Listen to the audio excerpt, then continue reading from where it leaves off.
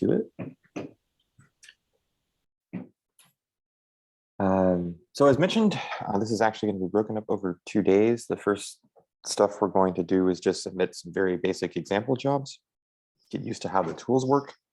Then second half of the day, we will go into the IO site. do it. Go into the IO site, go back one, and then over to the right there. Oh, I have to go.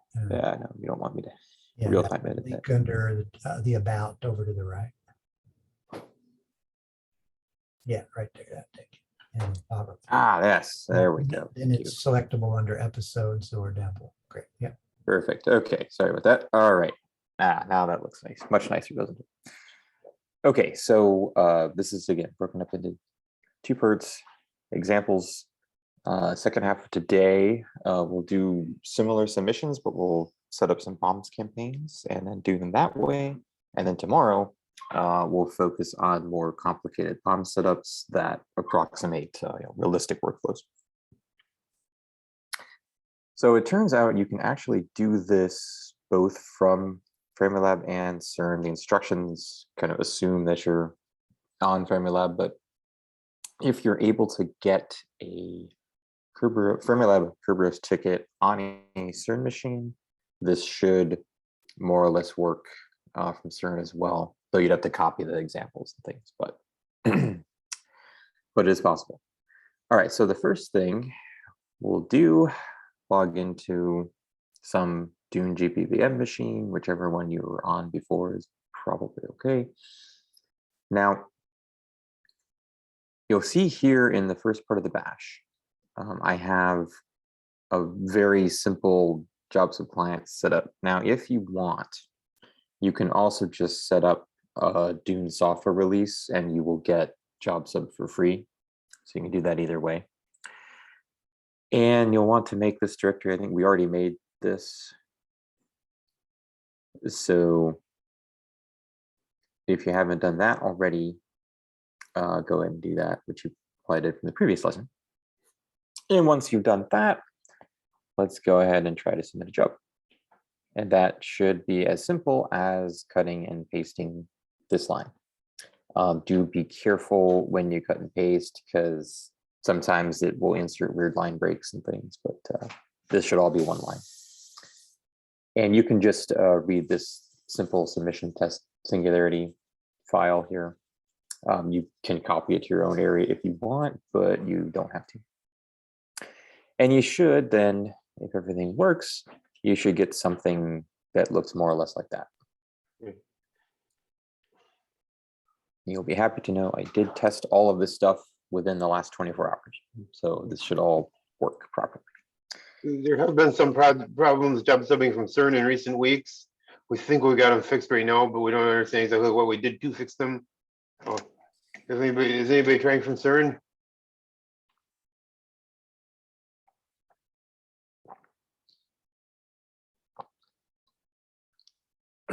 I don't see the chats. But if you are trying from CERN and you do run into troubles, let us know and we'll see what we can do.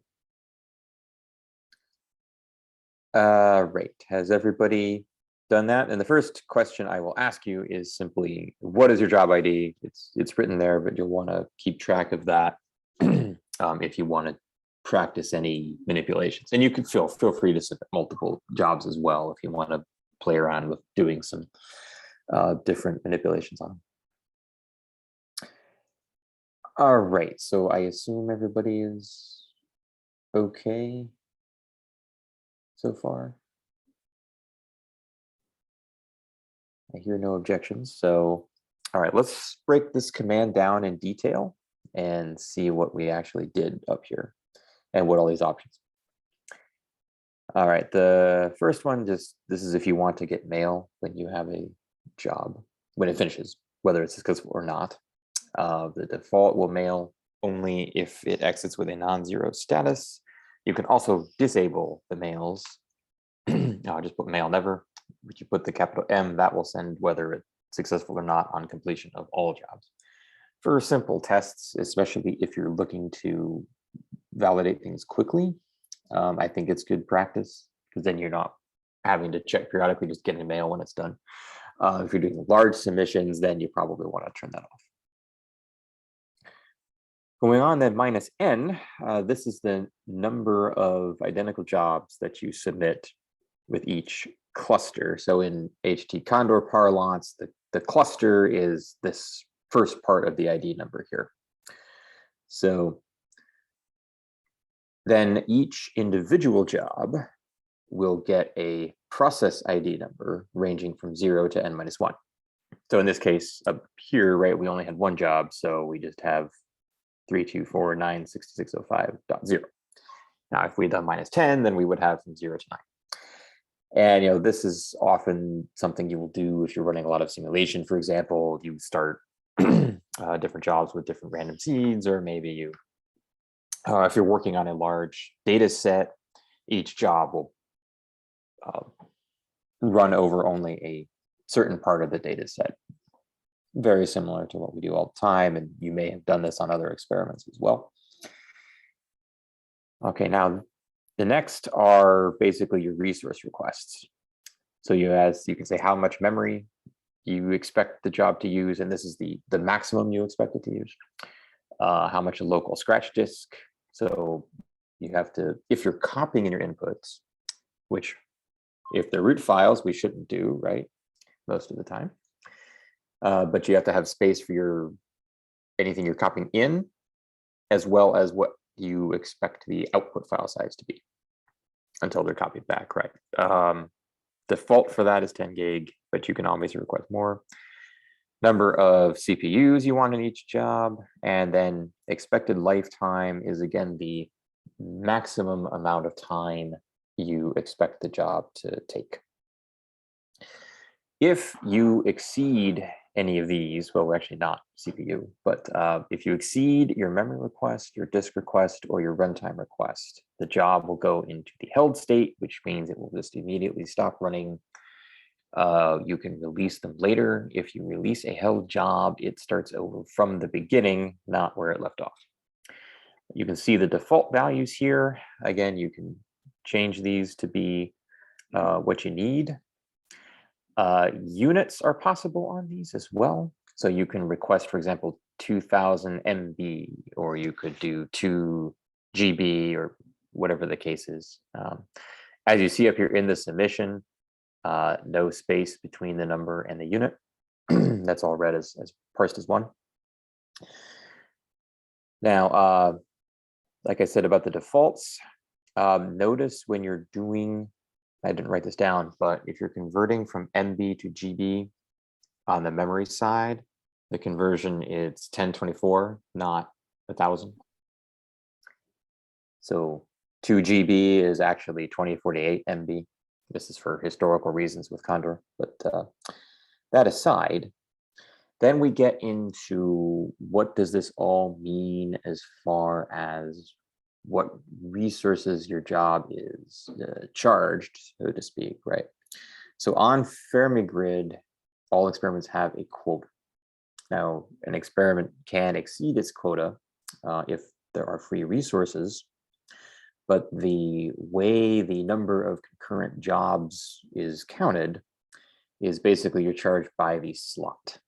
And a slot is considered to be 2000 meg memory and 1 CPU, or the greater of those two. So you can never be less than 1 slot, right? Even if you request almost no memory. And these values can be fractional. So for example, if you ask for 3000 megabytes of memory, you are charged 1.5 slots against the DUNE quota, and so on and so forth. So the other thing to keep in mind is you are charged for what you request, not what you actually use, right? So don't go out and say, well, I'm just going to ask for 10 gigabytes of memory all the time and everything, and then I never ever have to worry about it. That is extremely inefficient. Basically, every one of your jobs is taking 5 slots worth of resources. And because the scheduler then will block the amount that you request, you now have 4 CPUs, and imagine you only really need 2000 megabytes, or maybe a little bit more. Now you have, 6, 7, 8 gigabytes of memory that's also just sitting idle. So we used to do this example of going to a restaurant. And imagine you go by yourself and you ask for a table for 8 people because you just want a big table. If the restaurant's not busy, what happens? They will just give you the table and fine. Now, what happens if the restaurant then gets busy? And then your friends come in, or people you know, let's say, and there are 8 of them, so they really do need a table for 8. But oh, you just took the table for 8. So now they have to wait, whereas you could have taken a smaller table and eaten just fine there, and then we could basically simultaneously seat everyone. That's effectively, if you're asking for more memory, that's like walking into a restaurant, asking for a much bigger table than you need. So you end up wasting resources. So try not to do that, obviously. Keep in mind, though, the quota is only valid for the on-site CPUs at Fermilab. So if you're running off-site, that doesn't count. That's basically just first come, first serve, take as much as you get, and okay, fine. So then you might ask me, well, yeah, but I want to ask for a really small amount. I understand why that's good, but my jobs have this small tail of memory. Some fraction of them need more memory. And so I should provision for the peak. Well, what you really want to do is set your initial resource requests to cover typically something like 90 to 95% of your jobs. That is kind of 95% will run in whatever the amount is. And then there's this handy feature called auto release, where what you can do is if the job goes held because it goes over the memory or disk request, it can be automatically released with a higher memory amount. So that small fraction that won't fit in the initial requests, they can get picked up on the restart. So yes, you lose a little time, but you're much more efficient as far as the way you use the resources. Did I see there was a hand up somewhere? Or was that? I'm not sure if you said, but if you request too little, then your job gets killed, right? Yes, that is true. So, although we do not kill you for using too many cores, we just don't know how. yeah, and then that is. And every once in a while, you see a usually not rogue one problem. where somebody requests 1 CPU and starts up 20 threads. Right. And so you should, immediately, yeah. A dashboard flashes on my desk right away saying such and such a person is doing really crazy things on the node, and tickets go out. Yeah, and in general, on the worker nodes, we run out of memory well before we run out of CPU. So if you are going to use multiple CPUs, or you can, you don't necessarily have to be shy about asking for those, especially if your memory request is already high. Because typically, right, since the average memory request is higher than 1 slot, typically you can find extra CPUs lying around that you could just pick them up, kind of fit in the nooks and crannies, so to speak. Where was I? So, yeah, it's the auto release feature. That's a really handy way of keeping your resource request from being driven by that high tail, and you can aim for covering the bulk. Okay, how are we doing time? Good. All right, so on to this weird looking resource provides usage model. Basically, that's telling you where you will let the jobs run. So dedicated is at Fermilab only, using the quoted slots. If, however, DUNE is already at its quota, and you only ask for dedicated, you will not be able to run. So basically, you should never do that. Opportunistic is still only ephemeral grid, but if actually DUNE, not. There's no difference what? between a dedicated and opportunistic anymore. It hasn't been for 5 years. Dedicated and opportunistic are treated exactly the same way. Oh, we ditched the dual negotiator thing. The dual negotiator only deals with offsite.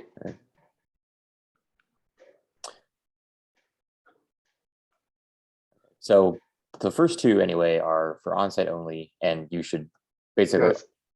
basically, and I'll get to this, unless you have a very good reason not to, you should always be setting this to include all possible resources, and that is now the default.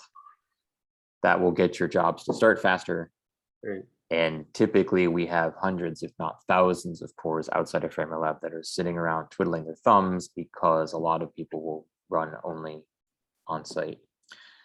And recall that all of our offsite jobs run in Singularity containers, which are set to mimic the same environment that you get on a FrameLab worker node. So there really is no difference between on-site worker nodes and off-site worker nodes. It's not like you're going to run into, and this used to be the case in the past. Once in a while, you would run into some off-site worker node that was missing some weird library that your code needed.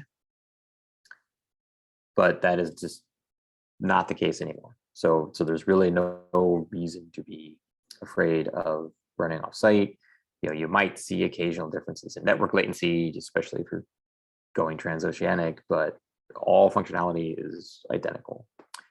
And even if things are slightly slower offsite, you will almost certainly still win in the end because your jobs will start much faster because no one's using the resources. Okay, coming on then to the -L, or alternatively -lines. So you can pass HT Condor class head variables. I won't get into the details of that. The one in particular we're looking at here, though, is we're telling it exactly what Singularity image we want to use as our container. This is the default one. As you see, it's final worker node SL7 latest. So again, because we want it to basically just look like a worker node does on site. Now, little known fact, if you leave this out and do not define Singularity image, on site at FrameLab, you actually will run in a bare Docker container. And in a few cases, it's possible that these might diverge at some point. But if the Singularity image and the Docker container, because it's a different person maintaining them, they're supposed to be kept in sync, but there's, once in a while, there's a little bit of a lag.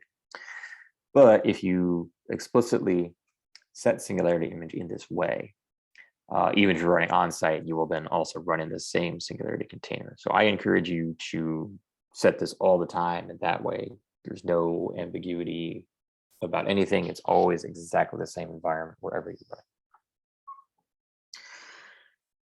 That also brings up another point I don't have here, but occasionally we still do see submissions where people will put in the --OS flag for operating system. We discourage that these days. It will still work, but the better way to do things is to use the Singularity image to control how you want it to run, and just stop setting the --OS variable completely. You will not lose any access to resources if you do that. All right. Any number of other things here is also possible. For example, the way you do the auto release is with the --lines here. We'll get to that a little bit later in the POMs part. And you can do, like I said, you have to be a little bit careful with quoting and escaping characters. You'll notice up here, right? We have the whole thing is single quoted, and then we had to escape the quotes. Otherwise, they won't get translated into the Condor class add as being a quoted string, and that's bad. So just be mindful of that.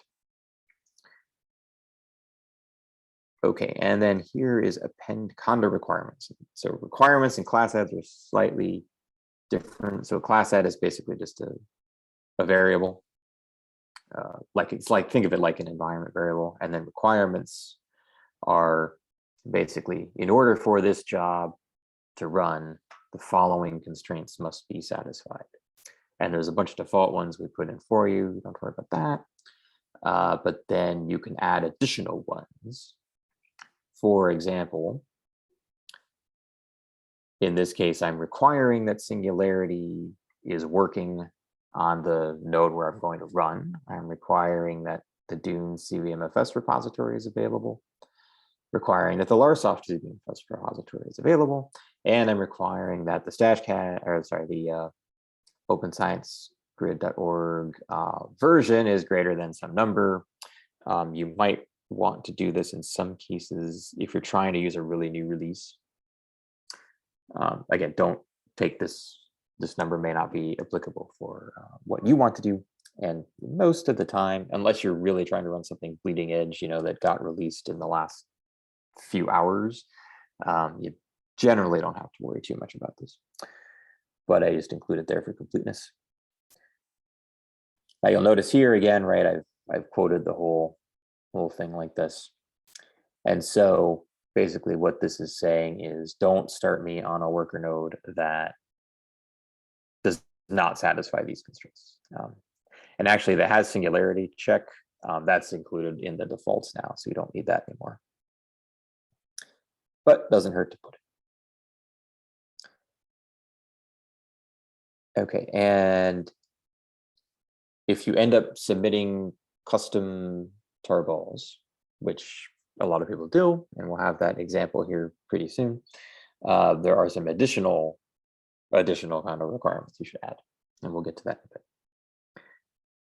All right, let me pause quick. Any questions there?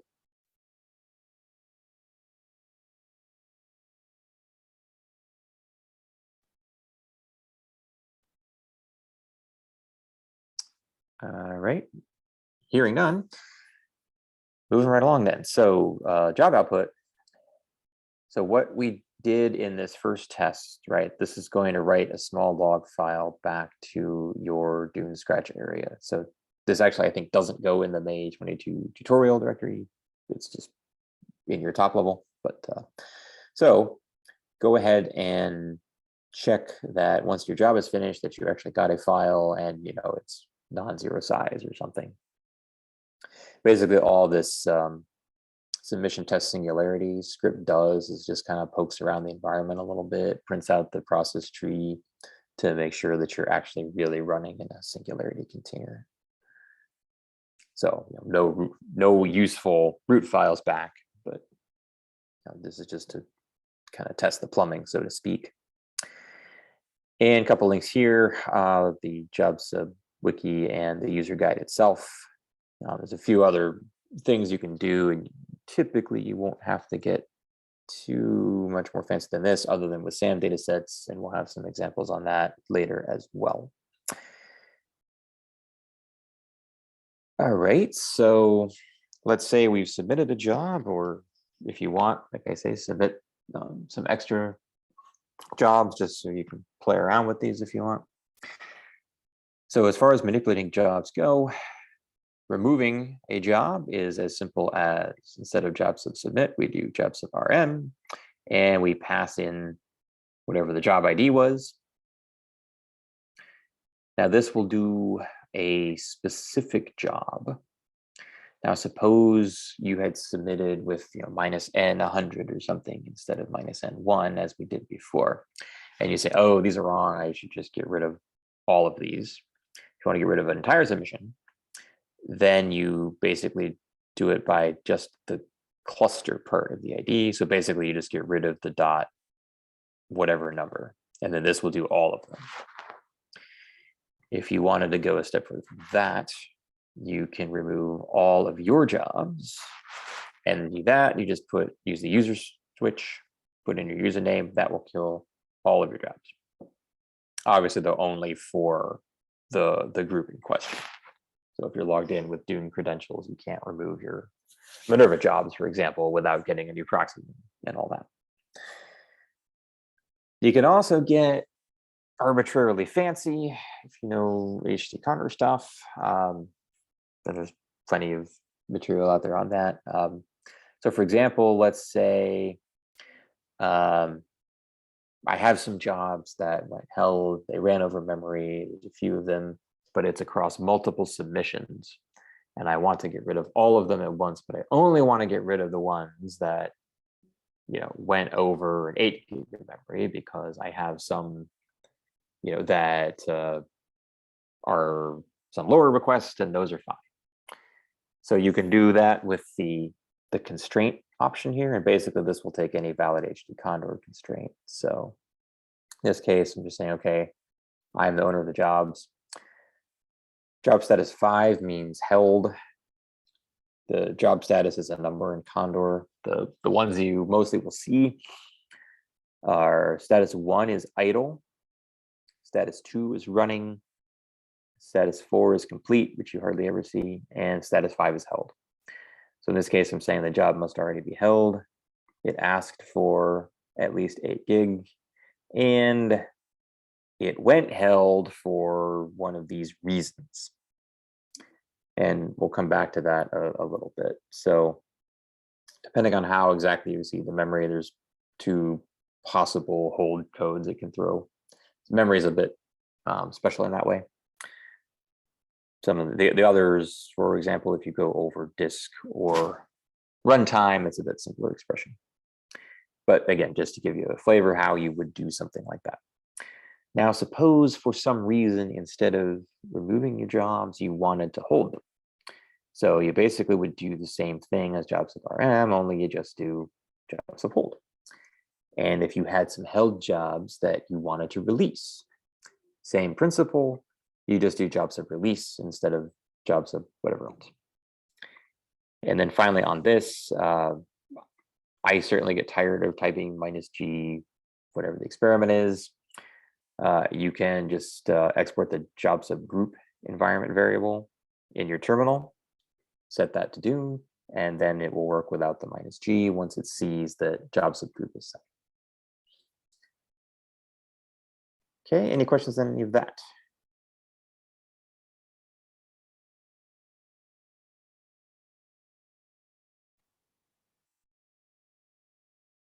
Tom has a question. Actually, a comment about releasing held jobs is that if the system held the job because of running over resources, then releasing it will not work. You should probably only release it. Yeah, if you release it, yeah, it'll start up and then it'll just go immediately held again. Right. Yeah, unless you do but that's where the auto release comes in. And then those, you don't have to actually do this. You can also play some games with Condor QEdit if you, well, actually, I don't think you can do it directly. You'd have to ask an admin to do it, which permission for that has been granted in the past in rare occasions, but don't make a habit of that. Much better off using auto release,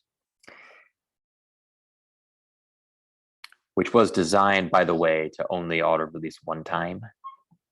So you basically tell it how much extra resource to add, and then if it exceeds the amount in addition to, then it will not auto release it. Then you need to go and check what's going on.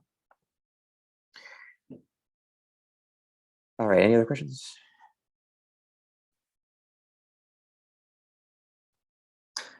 Okay, if not, let's get slightly more complicated now. And let's submit a job where we have some tarball with some custom code that we made. So I think in the past, we had run this a little bit in a different order, and I think the modify your code module that Tom ran was actually before this. But so for now, you can just copy my tarball here where that's already done, but just keep that in mind. So the first point I would like to make is that really, unless you're actually changing the code itself, you probably don't need an input tarball at all. Especially if you're just running some stock fickle from straight out of the release. There's no need to re-download DUNE software or whatever, rebuild it and ship all that. If it's just stock release, it's already in CVMFS, just set it up directly out of there and just run the fickle. And you don't have to do anything else. We'll have an example tomorrow also with POMs of suppose you just wanted to change a fickle file, right? Again, you don't actually have to check out the whole repo and rebuild it and ship all that. You can just simply make a local copy of the fickle, edit it on the fly in your job, and run that way with much less stress on the data transfer systems. So that isn't always the case, right? But sometimes you really do need to modify the code and or copy in something that isn't in the release. And we want to do this in such a way that we don't overwhelm the data transfer system, right? Because we have to not only move the data, we have to move this other tarball too. So any number of ways can actually accomplish this, but by far the best one is to use the rapid code distribution service. Basically what that is just a special CVMFS repository that publishes much more often than the regular CVMFS repositories do. And JobSub is smart enough to know that if you are using this service, it will not let your job start until your tarball has shown up in that repository. Okay, and that's all managed for you. All right, so if you want to try this for yourself, and you can substitute any tarball you might have of your own if you want, but you can also just copy the one I have down here. You can follow this. I have some script here for setting up on the grid, and you can just copy this this directory, and then we can make your own tarball if you want to. So looking at this in a bit more detail, let's see what this setup grid script actually does. So basically here, we're just setting the input directory name where we expect our tarball going to be. The key point here though is if we're looking for a username, now normally if you're logged in the June GPVMs, you can just do $user, right? And that's you. That is usually not going to work in a grid environment, right? The local account you're running under, what you would get if you ran a who am I in your grid job, it's probably some local account, Final Grid or whatever. It will almost certainly not be your actual username. Fortunately though, when you submit your job stub, it sets this grid user environment variable, and that is you. So if you use $grid user, that will get things copied back. If, for example, you're using this in an output path, that will be your proper username, so you can get back to a directory owned by you. And then basically, I'm just sourcing the setup grid file, which we'll get to. You'll notice this input tar your local environment variable. That is also set when you use the rapid code distribution service. Then directory is set up here. And that can, you don't actually have to have this structure. This is just the way that the tarball is set up. Input tar your local, we'll get to in a little bit. That's actually what you end up caring about. All right. Now for, by show of hands, who has checked out and built some DUNE software in the past?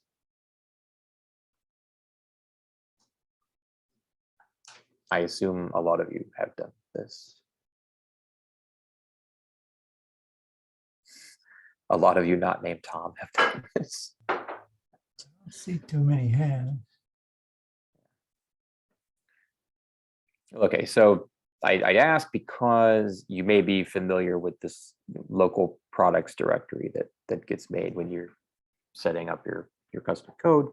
So it's basically the same thing here. Basically, all I've done is you get this default setup script that's built for you when you make the area, right? And in it, it will have hard-coded some path to wherever you did the instantiated the area anyway. So for me, this is DUNE app user username and then just May 22 tutorial. So what I've done is just made a clone of that and called that setup-grid. And really the only differences are I have taken out this hard-coded path because as we learned this morning, right, this is not visible from the worker node. And I just replaced it with input target local. And then that is going to be, it's some directory on the worker node. We don't know what the path is going to be. We don't care what the path is going to be. That will point to where's your tarball and it's already unwound for you in that directory. So you don't have to actually manually do the tar extract commands in your job. All right. So assuming you did the copy up here, let's now make the tarball in question with this command. You'll notice I have this -- exclude here, right? And a lot of times there will be things in our work directories that we don't want to send to the job because they're either never touched or they can be easily recreated. Typically, it's because they aren't going to be touched. And some of that stuff can be quite large. The two repos in question here, which are DUNE software and Prototype Anna, are what are in this directory. They don't have these huge .git directories, but some packages do. I've seen some that you go in the package and the .git directory and it's over a gig. Well, none of that stuff gets used in a grid job, right? Because you're not doing git clone, git checkout, whatever. None of that you're doing in a grid job. At least I hope you're not. So why schlep a gigabytes of stuff worth of stuff you're never going to use, right? So we exclude that from the tar file and only copy in the stuff we actually need. So the way I have this structured is at the top level, you have this May 22 tutorial directory, and then the local products areas under that. I also have a work directory with some configs, and then this top script sits at the top level. Okay. All right, so once that's done, we can return to our submission. And you can just cut and paste this. Again, be wary of weird line breaks. You can copy just this run May 2022 tutorial sh file, again, from this directory if you want, or you can just read directly from there either way. So this should look pretty familiar from what we did earlier. A few new features though. You'll see the tar file name switch. So this is just the path to wherever my tarball is sitting.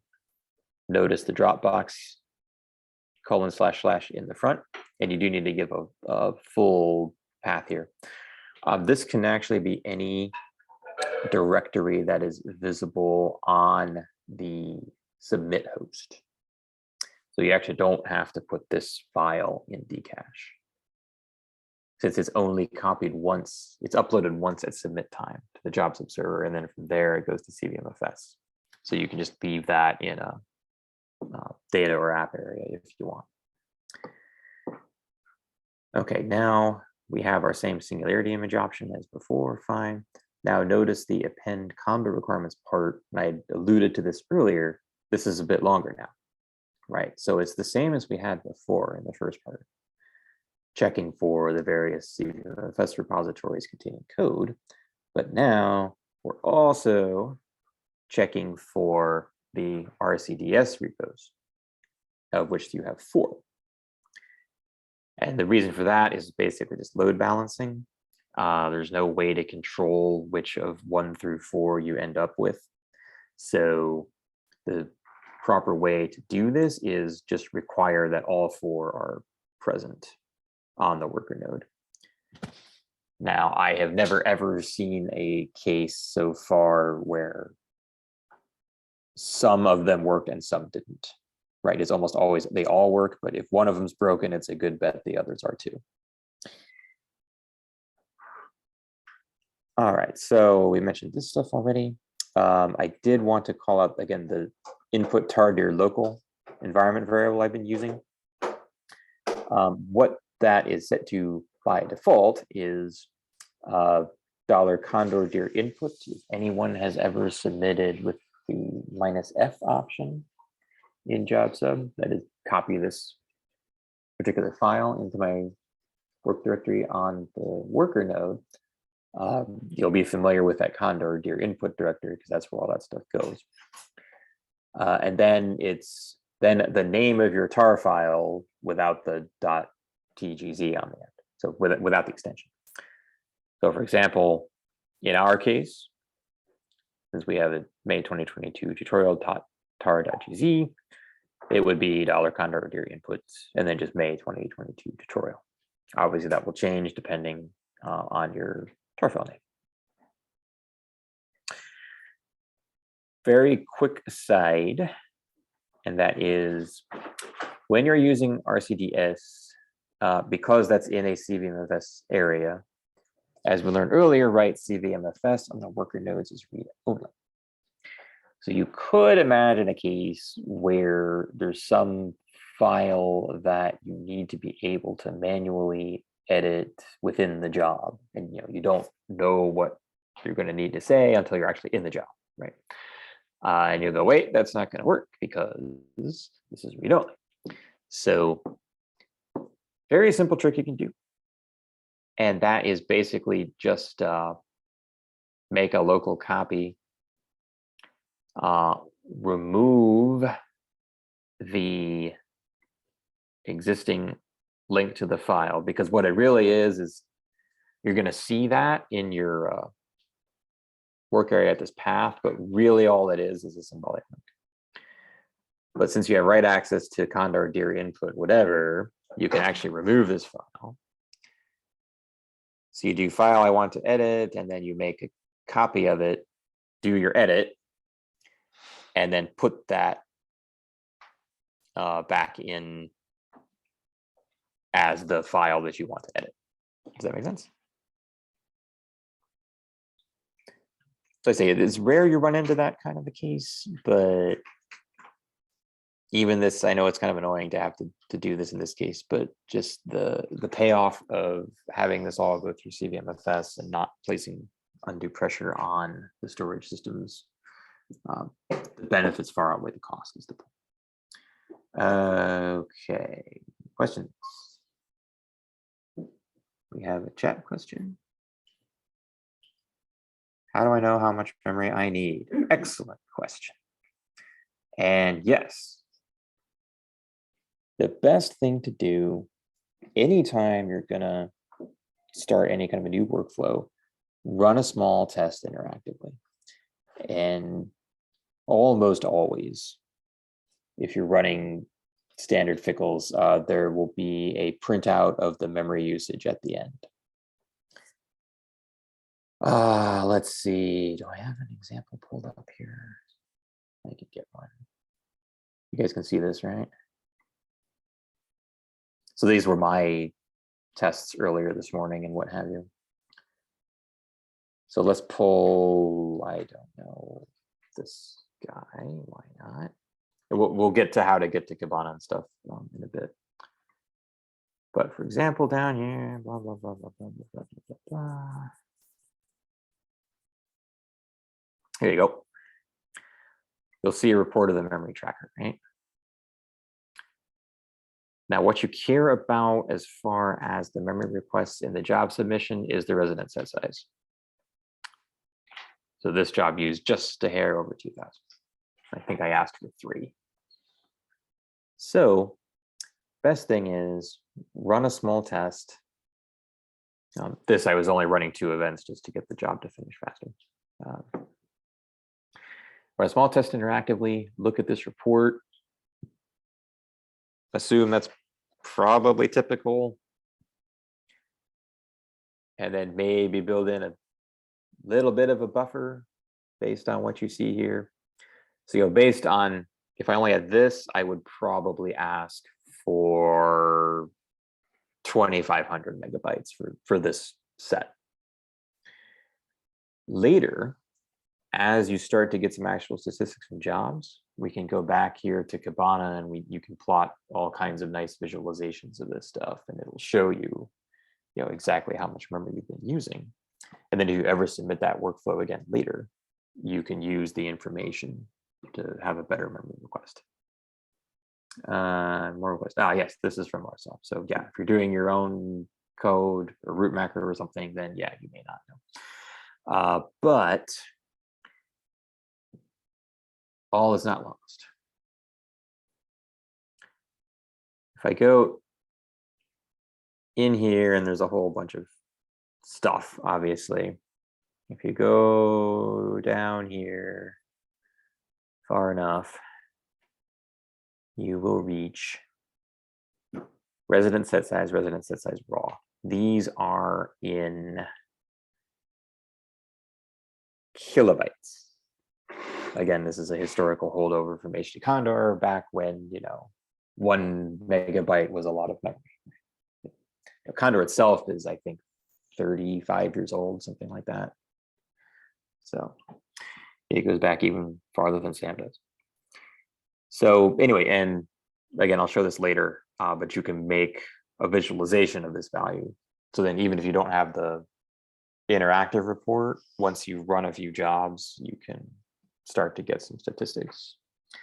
And you should always, always, always run a single test job for any new workflow or any existing workflow where you have made a change, right? Don't immediately send 10,000 jobs and expect everything to just be fine, right? That is the fastest way to get on the naughty user list. So keep that in mind. Always, always test first.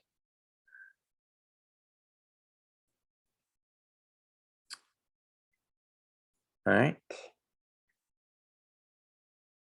Next up, if we need to run non-related to the fickle file. Yeah, so the values that get reported here are the peak usage at any point in the job. So as long as you set your memory request based on what you're seeing here, then you can be pretty confident that that type of job will not be exceeding the value you see here, assuming that was a typical one. Like I say, adding some kind of reasonable buffer, 25% or something like that, to your test is typically okay. And then again, as you get more statistics from actual jobs, then you can fine tune it later in future submissions. Does that answer the question? Yes, thanks. All right. Okay, we covered that back here. Okay, so that was actually a really good segue into the next part, right? So we submit a bunch of jobs, we want to be able to monitor them. So FifeMon is where we go for that. And then there's also Kibana, which we just saw. So a couple of links you should keep in mind. If you want to see the overall picture of what's going on with DUNE, you can click this first link. And you can choose from the drop-down menu different experiments, but this will show you what's going on in a given moment. Also note over here, and you'll see this a lot in the various FifeMon pages, this is the time picker. You can choose the range of interest. Most pages default to the last 24 hours, but we can do something else like last 12. This is current status. You can see who has jobs in the queue, who's running stuff, what their max requests are for resources. Most jobs might be well under the maximum, you don't necessarily know. And then here, we can see on-site running jobs relative to the quota. Now notice you'll see the stack plot, that's just job count for each individual user.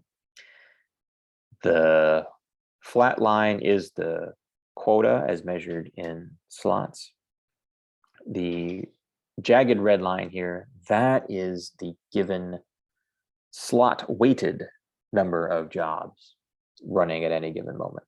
So remember the definition of slot, right? Memory divided by 2 gig or number of CPU, whichever is greater. So you'll see typically, right, that the number of slot weighted jobs is much higher than the just raw job count, right? And again, that's because people are asking for more memory or more CPU, which in reality is basically always more memory. And then you have the same for offsite, though we don't have the slot weighted in that case because, right, again, there's no offsite quota. So we're actually doing quite nicely here as far as a lot of offsite jobs running, actually more than onsite, which is good to see too. And you can look at running jobs by user as a function of time. Idle jobs, you know, who has lots of stuff in the queue. Subgroups, you generally don't have to worry about too much unless you're doing something very specific like Mars work or some very high priority thing that you've cleared with the physics coordinators. You can see efficiency. Efficiency here is defined as CPU time over wall time. You can see held jobs. So priority here, this is the Condor priority. Things with lower priority will typically start first. But again, on the relatively short time scale, it's hard to see too much of the difference most of the time. So that's a good one to look at. You can then look at only a certain user's jobs. So in this case, we're looking at mine. And I have a lot of DES stuff running here. This goes held because it actually checkpoints. So if it goes held, I don't really lose anything. So you can see, right, though, I've been running a mix of onsite and offsite, though mostly onsite in the last 24 hours. This is the DUNE stuff here, I think. So my efficiency for DES is really good. My efficiency for DUNE is not, but again, that's because I was running these intentionally really short jobs just to get them to finish faster. And then you can see here details of individual submissions. And then you can click on one of these if you want to see more details about that particular submission, or you want to go to the logs. Then you can click on view sandbox files, and then you can get the standard out instead. So all very convenient. You can also fetch your logs from the command line. Oh, I go to the wrong window. Yes, I did. Sorry.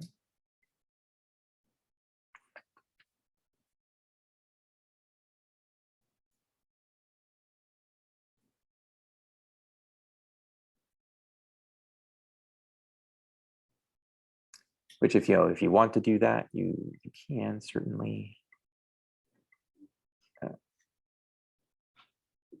How did I manage to do this now?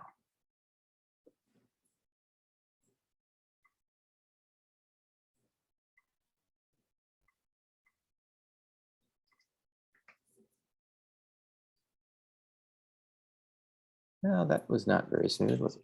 Or was it here? No. Oh, damn it, sorry. Or is this getting too confusing?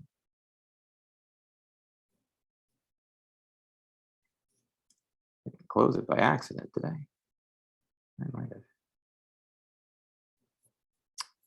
All right, well, we'll just bring up. Okay, so here we were. And then there's also another useful case where you can ask, suppose I had a bunch of jobs go held, I want to know why. That would be this last link.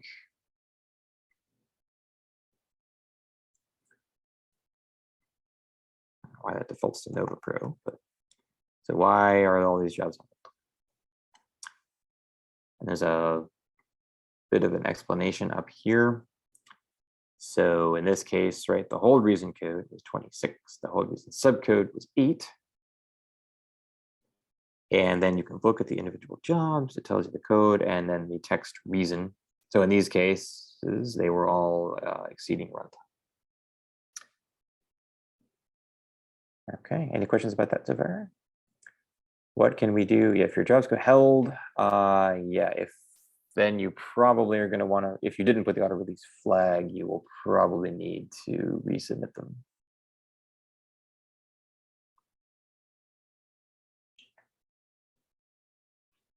Well, it depends a bit why they go held, though. If they go held because you exceeded resource request and you didn't put the auto release, then yeah, probably you need to. There is another one, and that is hold reason code 13. That is basically there's an error when the job tries to start. Those you can safely release. That has nothing, that doesn't mean you did anything wrong. It's just some kind of weird Condor glitch that happens once in a while. But it happens before your portion of the job starts, so it doesn't break anything.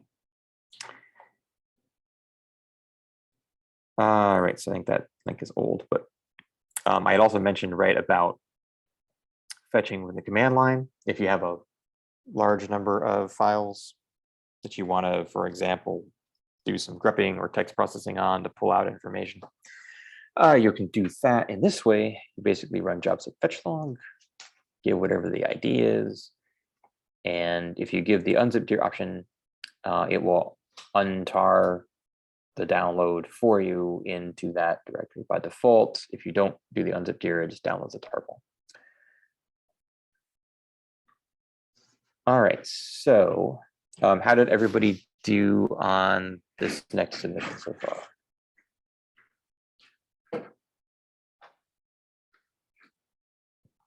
People able to submit the tarball and everything?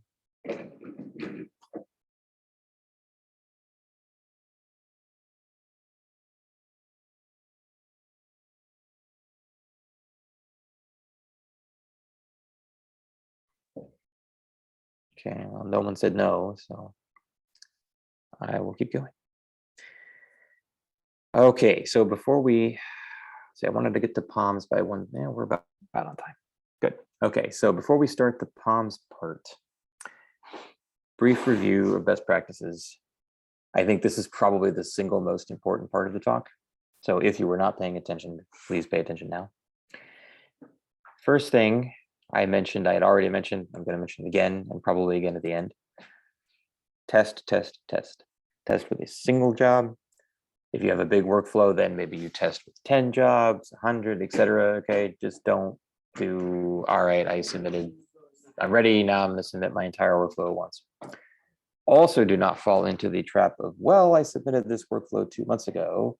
Yeah, obviously it worked then and it will still work now. No, please don't do that, especially if you haven't staged the data set. Always a single test. If you change one line and one fickle, change one line in your job script, run a new test, because strange things can happen that you don't expect. It's much better to, no one will yell at you if you have a 0% success rate and you submitted 10 test jobs. People will yell at you if you submit 10,000 and they all fail, and then you submit another 10,000 because you didn't check what the problem was, and then they all fail again, right? I know of at least 2 instances where people have done that 3 times and basically had 30,000 jobs fail with no useful output. It's just, don't do that, please. And we talked about SAM and pre-staging data sets earlier today, right? Main thing is pre-stage before you launch. If you are running at a remote site and you know there's a local copy of the data set at whatever site you're running on, you could in principle get away without pre-staging, but generally a good idea to pre-stage unless you really are sure you're only going to steer your jobs to a certain site. It is possible to do that. I didn't give it an example because typically you don't win by doing that. We talked about RCDS.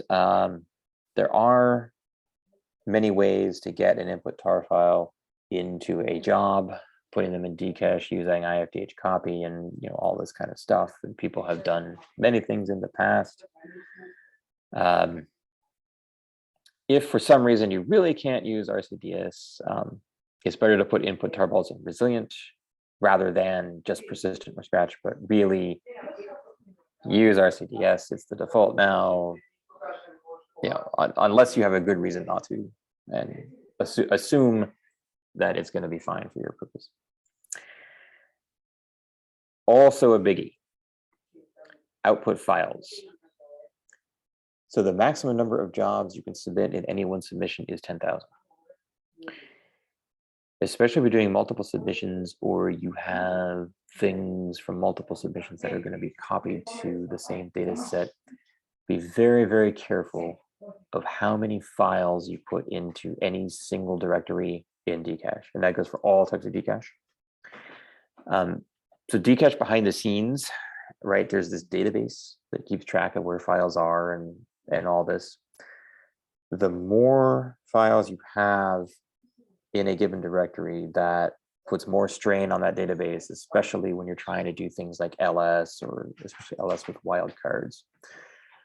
We have seen cases where you have tens of thousands or even hundreds of thousands of files in one directory. If somebody tries to do an LS on that, you run the risk of messing up the PNFS mount on the machine. You could also cause problems with the backend database on Dcache itself. And then you're really going to roll the hurt. And not only you, probably anybody trying to use the pool in question, or maybe even everyone using Dcache. So be very, very mindful of this. Depending on whom you ask what the right number is, you will get an answer between 1,000 and 5,000. I generally aim for about 1,000, and if I go a little over that, no big deal, right? But 10,000 is definitely too much. 1,000 is generally okay. So yeah, somewhere between 1,000 and 5,000, consider that to be the limit. Sometimes people do because you want to see what's going on in the remote directory. I think I have that in the example script, right? Because we just want to check the output directory exists. Be very, very, very, very careful of doing that with wildcards. If you do that on a GPVM, you do LS, PNFS, DUNE, whatever, star, whatever, you can generally get away with that because it's mounted over NFS, and NFS kind of cheats a little bit and helps with that. You try to do that with IFDH LS from a remote worker where Dcache is not mounted over NFS, that becomes very computationally expensive. As much as I think I've seen maybe a factor of 10 times slower than it is on a GPVM. Now imagine hundreds of jobs all trying to do that at the same time. It can also, again, one of those things be that you grind Dcache to a halt. Don't do that. Let's see. So we mentioned about, right, I shouldn't have said interactively there, but if you can stream the file, you're almost always better off streaming the file. There are some cases where that will not be advisable, especially if you know you have a file with a crazy event that the one event takes 10 hours to process or something. In that case, you might want to copy the file locally, but in general, you want to default to XRD. Never, ever, ever copy outputs to a directory in resilient Dcache.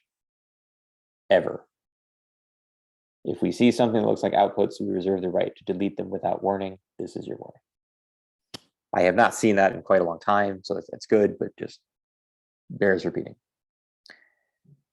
Another thing, this is more for interactive stuff, but I mentioned it here. Sometimes we'll see people who will take their grid outputs and they'll get a bunch of small files back, and then they'll want to run an HAD on that and make one big file, which is a completely reasonable thing to do, but don't do it over NFS. So, don't do it like this, where we have here, right? So you're on HAD, some output, and just give the direct NFS paths to all these files. That will almost certainly hang the PNFS mount, block the machine, and just cause general havoc. You can run HAD with XRD URLs.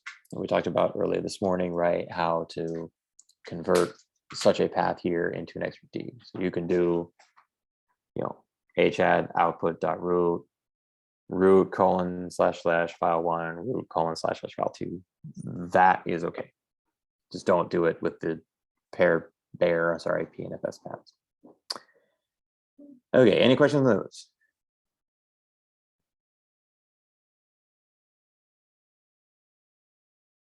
something in the chat here. How do you do the HTML file? There's a couple of utilities that will convert the path for you. You have, what is it, PNFS to exroot D, I think. Something like.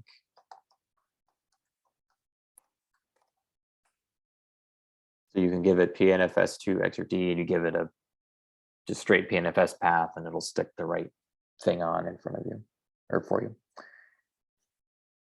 think there's also SAMWeb to exroot D. I forget what packages these are installed in, but yeah, there are utilities that could do that conversion for you. If you can remember, rather than run the command all the time, it's basically, I'll just put it in the chat here.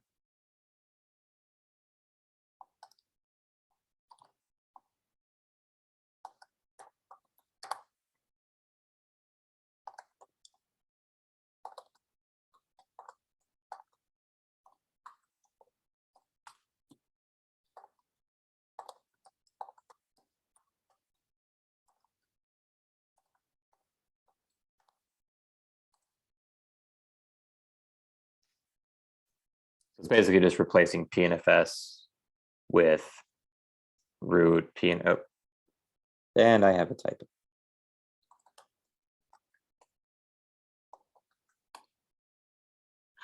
Sorry about that. So it's PNFS/final.gov. There we go. You can also use port 1096.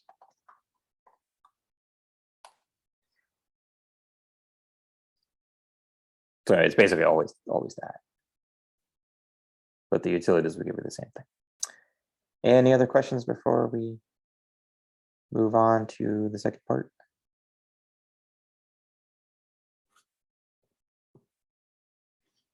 No. All right. Can I take a 30-second break to get some water? Go for it. All right, thanks.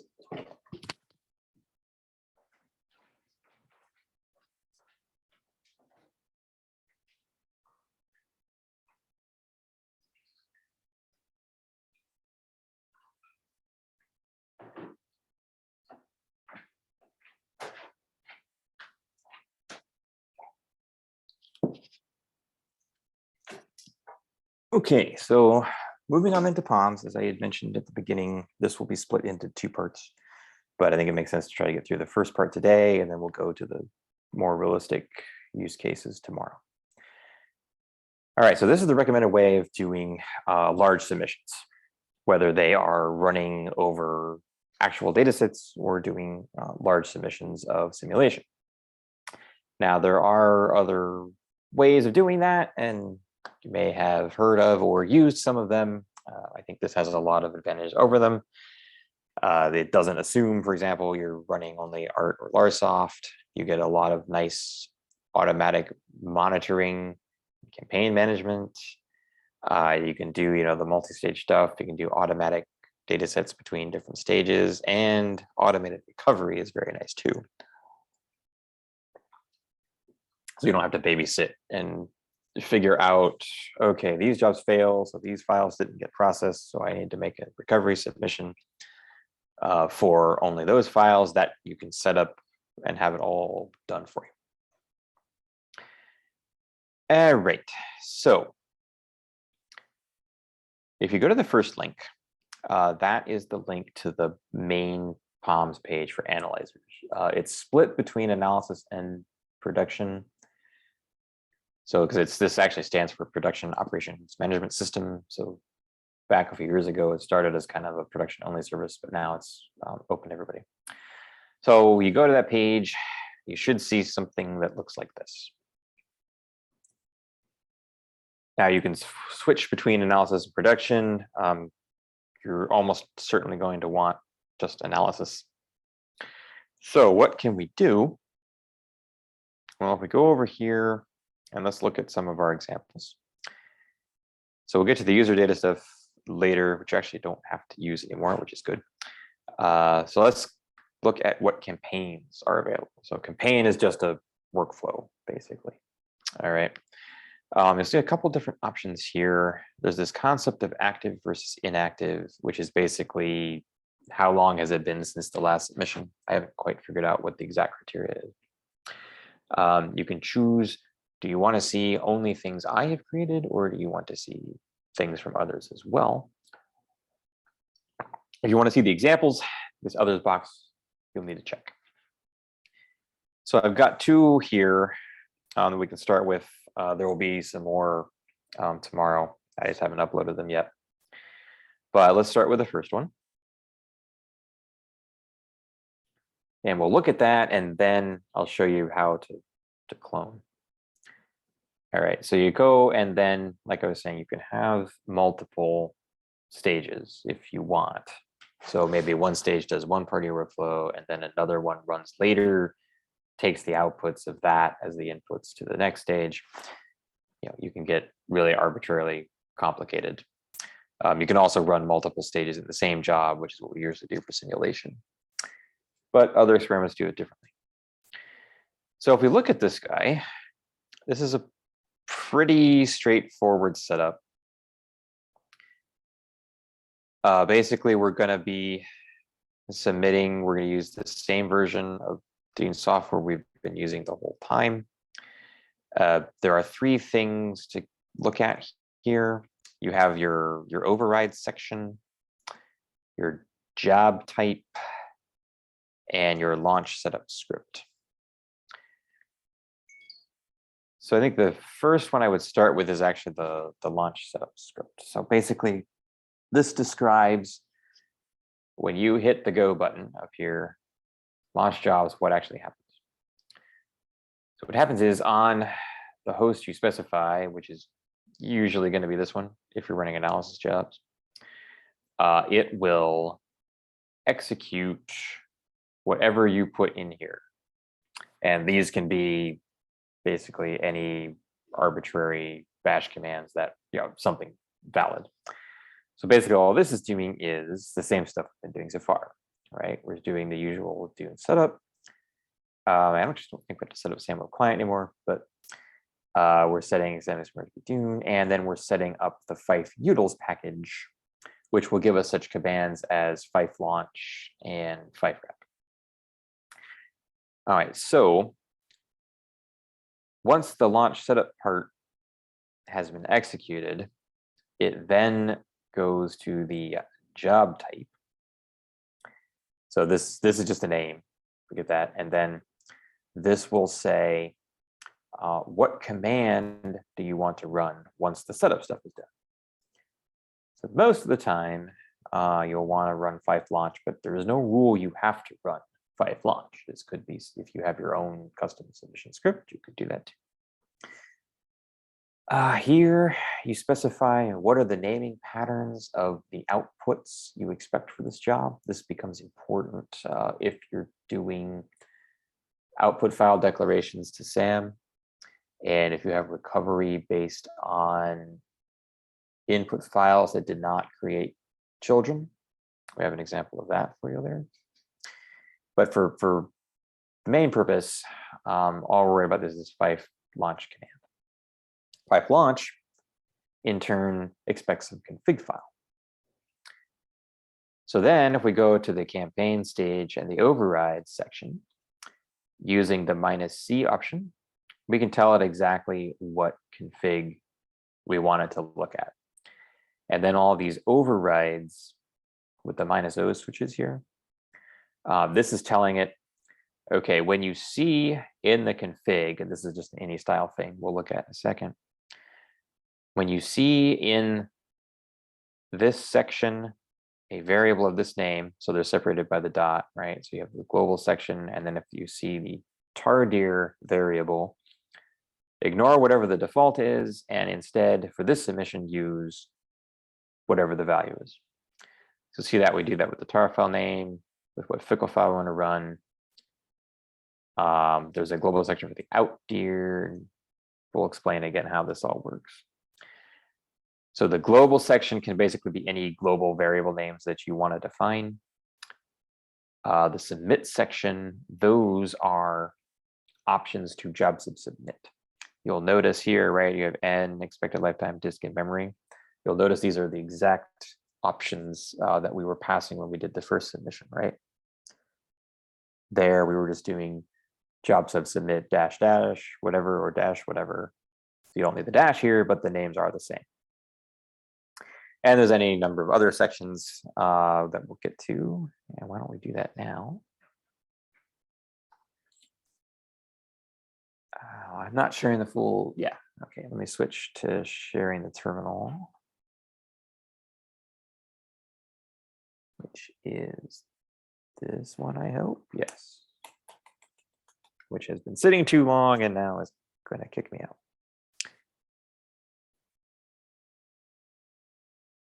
Let me switch to a different one.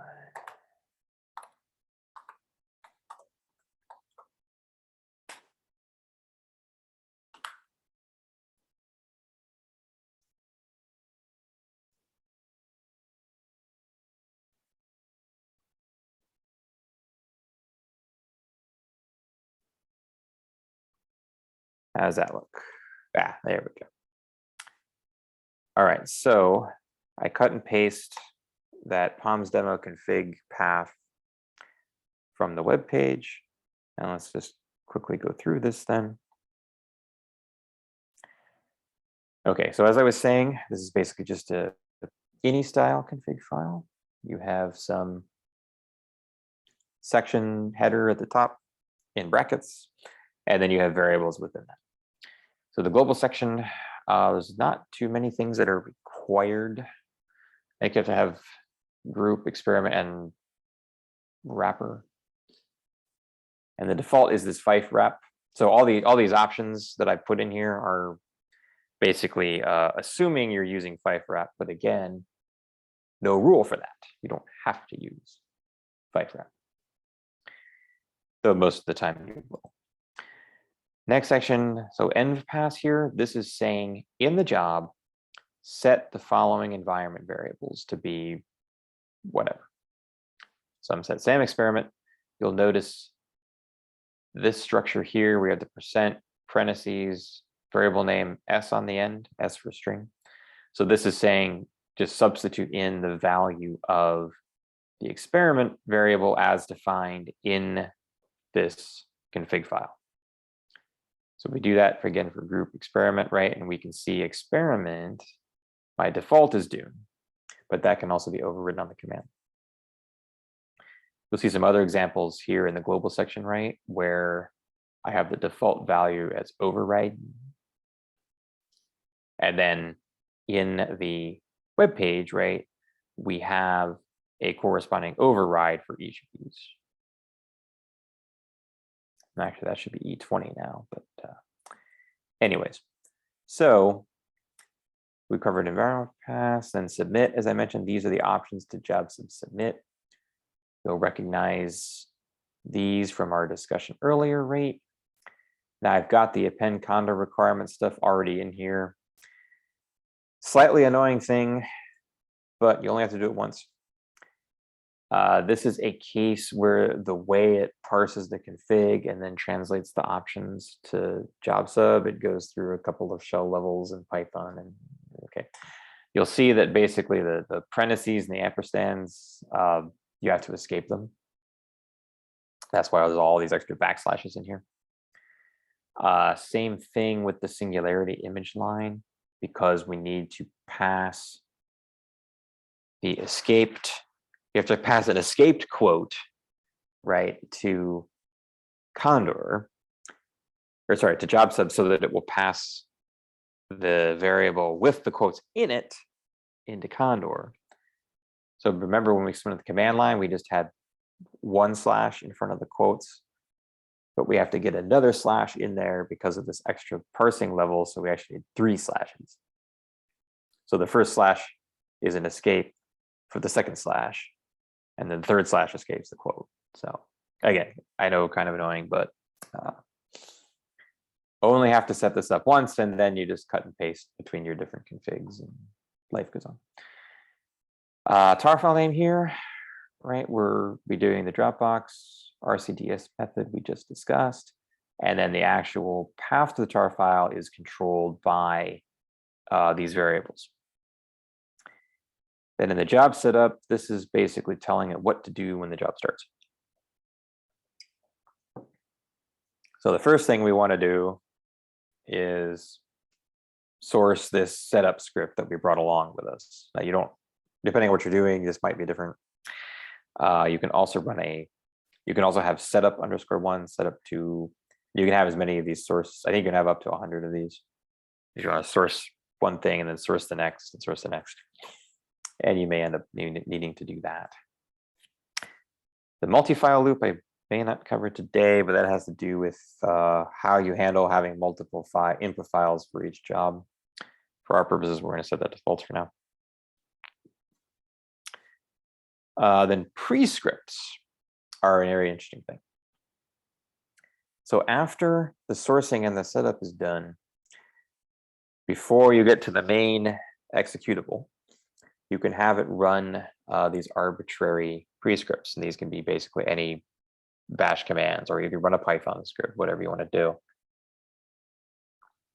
In this case, all I'm doing is I'm CDing here, and I'm making a symlink to the fickle file I want to run. I'm just making a symlink to the input tar location into the top level directory. You can also then do export commands from within the job. Now, remember a few minutes ago, I said about this env pass section. So these are set, or these are already set when the job starts. So if you pop in the job and start, ask what these environment variables are, they will already be set to the values you specify. The export way here is saying, do the same thing, but don't actually set it until the job starts to run. So that's useful for things like timestamps, which is what we've done here, right? So when we get to this point in the job, we're going to say, okay, this is the timestamp, and then we can use that as part of a file name, for example, to help enforce uniqueness. So IFTH art is somewhat similar to multi-file in that it deals with multiple input files in a job. We'll come to that in a little bit. You have a SAM consumer section, which is basically telling you when you are using a SAM data set, which for this first one, we're not going to. How do you want to get the files in? Do you want to stream them with root? Do you want to use something else? And then the limit is basically what's the maximum number of files each particular job can process. There are reasons to limit that sometimes. We'll get to that a bit later too. So finally, after all that, we come to the main event, and that is the executable section.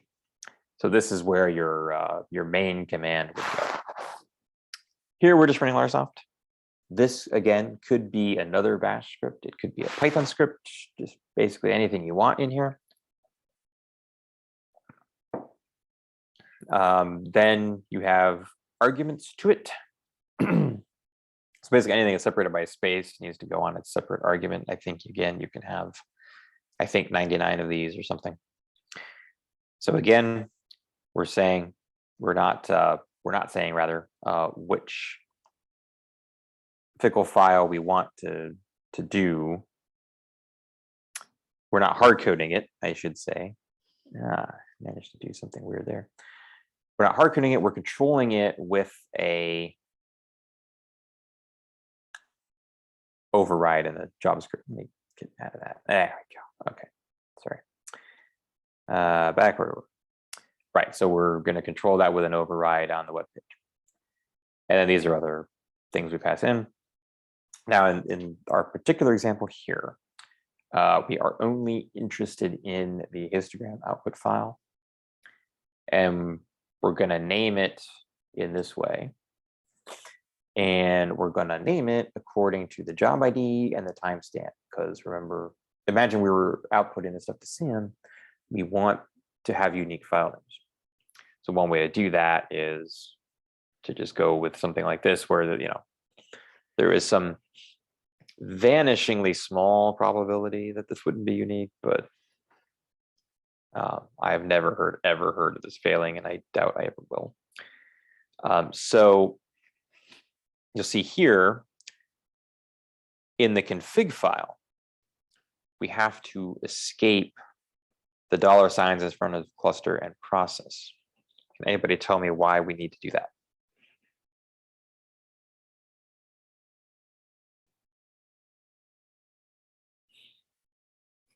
Anybody got a guess?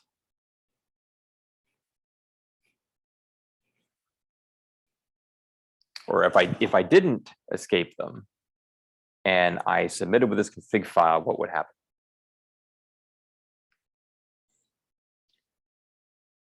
Where would cluster and process be evaluated?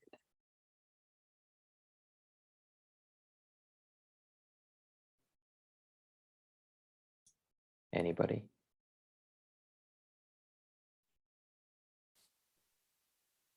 Would they be evaluated in the job or on the submit host at submit time?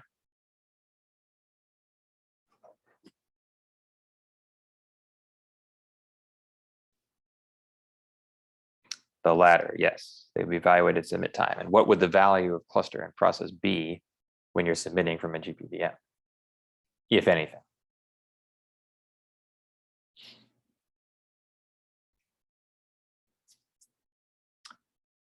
So probably they would not be set, right? But if we escape them, and then it passes a literal $cluster, then what happens when we actually run the job? It will evaluate cluster and process within the job, and then they'll be set. So it's similar with this file timestamp thing, and yes, that is 7 backslashes. Same idea, but because we have this extra level of parsing when we do it with the export method down here, because you have that extra level of processing, you have to add more backslashes to make sure it gets propagated right. Pain in the rear end, I know, but again, once you set it up once, it's not so bad. And same deal here, where we have in the date commit, we have this double % structure. So the way you have to escape the % signs is with another % sign. I know this all seems kind of like random gotchas, but once you get used to it, it kind of, oh, okay, see how it works, and then it's fine. But just a couple things to know when setting up. All right, so in this case, and I have this down in the note in the bottom, just for testing purposes, I have hard coded a particular path to a particular file. In general, this is a horrible practice. Don't do it. This is, again, just for testing, but just in order to make sure that this all worked in a timely fashion, I put it in here. But again, don't ever do this for real. And then finally, in the job output section, of which you can have more than one. So you can have job output _1 _2. If you have different types of files, you can have different rules for where they go. So the first part is just saying, okay, the output files I'm interested in are the ones that match this pattern, which matches what we've got up here, right? You can have it rename the files for you. I generally stop doing that because it just comes up with this random UUID name and then no one knows what anything is. Then the dest, that is the output directory you want them to go to. Now again, here we've controlled that with the parameter override. And if you go back to the POM's webpage, you'll see where that's set. You can also have it declare metadata for you. And if you want to run a metadata extractor to get that, here we've turned that off. But for a real production job, I would say that would be on. And the metadata extractor can be a command that you tell it to run. Or if you do this JSON option here, that is basically saying, I will run the metadata generation in some other step earlier, and I will give you a JSON file, which is named output file name .json. So if I had tutorial underscore hist underscore 1 underscore 2 timestamp.root, then it's going to look for tutorial underscore hist underscore 1 underscore 2 underscore timestamp.root.json. Does that make sense? But again, there are other ways to do that as well. So that's the end of this config file. Questions on that? Yes, we have a question. Again, so I want to ask if I want to run multiple input files. So for example, in this case, it's argument 7 in the turbo case, not in this POMS configuration. Like I can do the same web get file access URL scheme thing to get to run for a single file. What if I have a Monte Carlo sample that has like 9,000 of files? Then you should wait about 5 minutes for the next section, because that's exactly what we're going to talk about. Okay, yeah. I just want to. Yes, but yeah, that's the normal way you would do. Yeah. So the spoiler answer is basically you would leave this argument out, and you would set either IFDH art or multi-file to true and run with a SAM data set. And then, for example, if you did IFDH art, which is what we'll do in a second, that takes care of the input file loop for you. And we'll come to that very shortly, actually. Yeah, I mean, we normally don't use this POMS configuration. What we normally do is the turbo configuration that you showed in the beginning. So yeah, this is less familiar to me, this POMS method. Yeah, so like I said, there's a bit of a learning curve with the config, but once you get a working config, this is really not that bad, because you can just use it over and over. If I can figure this out, you guys can figure it out.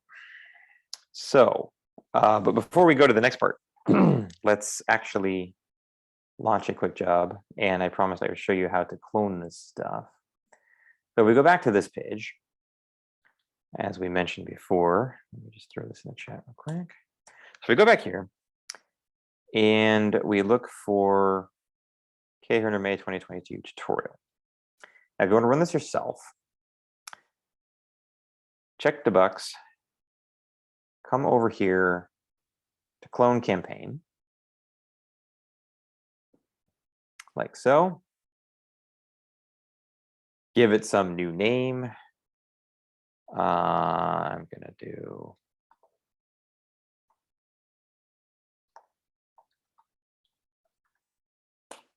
fine. I think we lost the share. Oh, yeah, you did. There we go. Okay. So go back. Okay. So I go back here. I go to campaigns. Check the box. Hit clone campaign. Give it some new name. I had already typed this. That's why that's there. Give it some whatever name you want. And then this will pop up the new campaign page. And then if you want to, you can go in here and make changes. So if you want to make your own config, you could do that. You certainly want to change the output directory and make this your own username. So definitely gonna want to do that. Once you do that, put your username in, accept, okay, don't forget to save again. And then you'll have, whatever name you gave it. And then if you go back to the campaigns page, then you would see your new campaign. We click on that. This then shows you the individual stages in the campaign, of which there might be more than one. In this case, there is only one. Click on the campaign stage, and this brings you right back to the page we were on before, right? Only this is the clone version. And all right, let's send one test job. And to launch is as simple as launch campaign stage jobs now. It will ask you if you are sure. But before you do that, you have to have a proxy. Uploaded over there. Now, if you clicked OK now, it would yell at you and say you don't have a proxy, probably. So don't submit yet. How do we get a proxy? Screen sharing controls keep getting in the way. There we go. All right, let's come back down here. This used to be kind of complicated, but a couple of ways you can do it if you look at the old tutorials. Much better now is to just use the command line tool. So if we go back to the terminal, do the usual DUNE setups. Setup -g analysis 5 utils. Let me go. Actually, here, let's just share the desktop. Okay, everybody can see this? So here's my DUNE setup.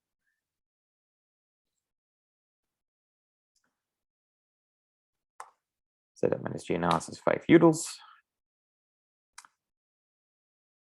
Then it's simply a matter of running this upload file command. Easy peasy. Now I actually already had one from yesterday. So I didn't actually need to do this, but good practice. Just do that. Now I've got a proxy on POMs I can use for submission. So now we can hit the button.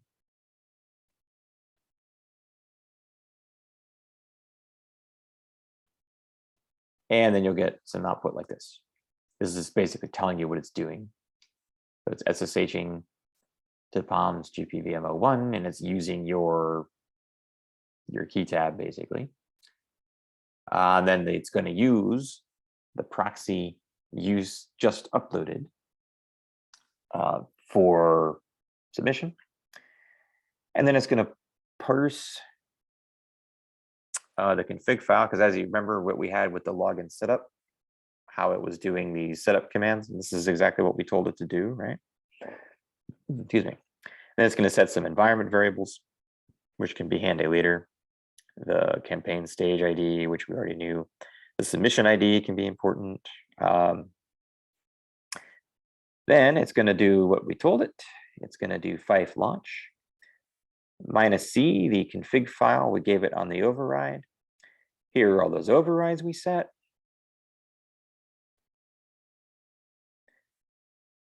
And then here's the output of all that together. It does the setups, prints out this long list of GPS products, who cares? Now this did not work because, well, there's no directory, whoever, but fine, that would have worked. So anyway, then it finally comes down here. Then it gave up because okay, fine. And then remember we had the end pass section. Actually, let's do this.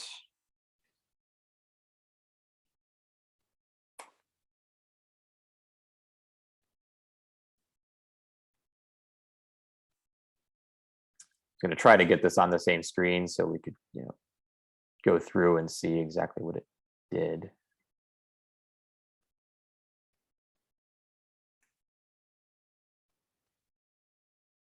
How's that? You can see both?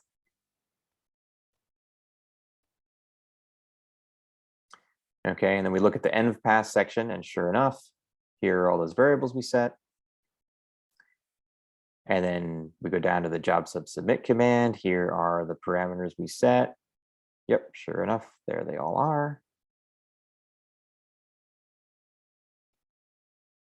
Okay, and then you look in this horrible looking section, and then this is all the pre-script, post-script stuff we told it. Here's the actual lar command we wanted it to run. Then you'll see how we escaped the clustering process stuff, right? And then here's the path for that file. And finally, here's the submission. And there's our job ID.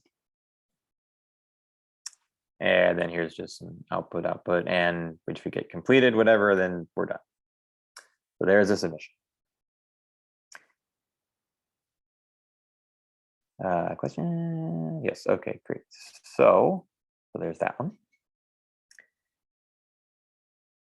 All right, and then, we can go back to FifeMon and look at our monitoring. There's also some built-in monitoring here. Keep in mind, things can be a little bit delayed.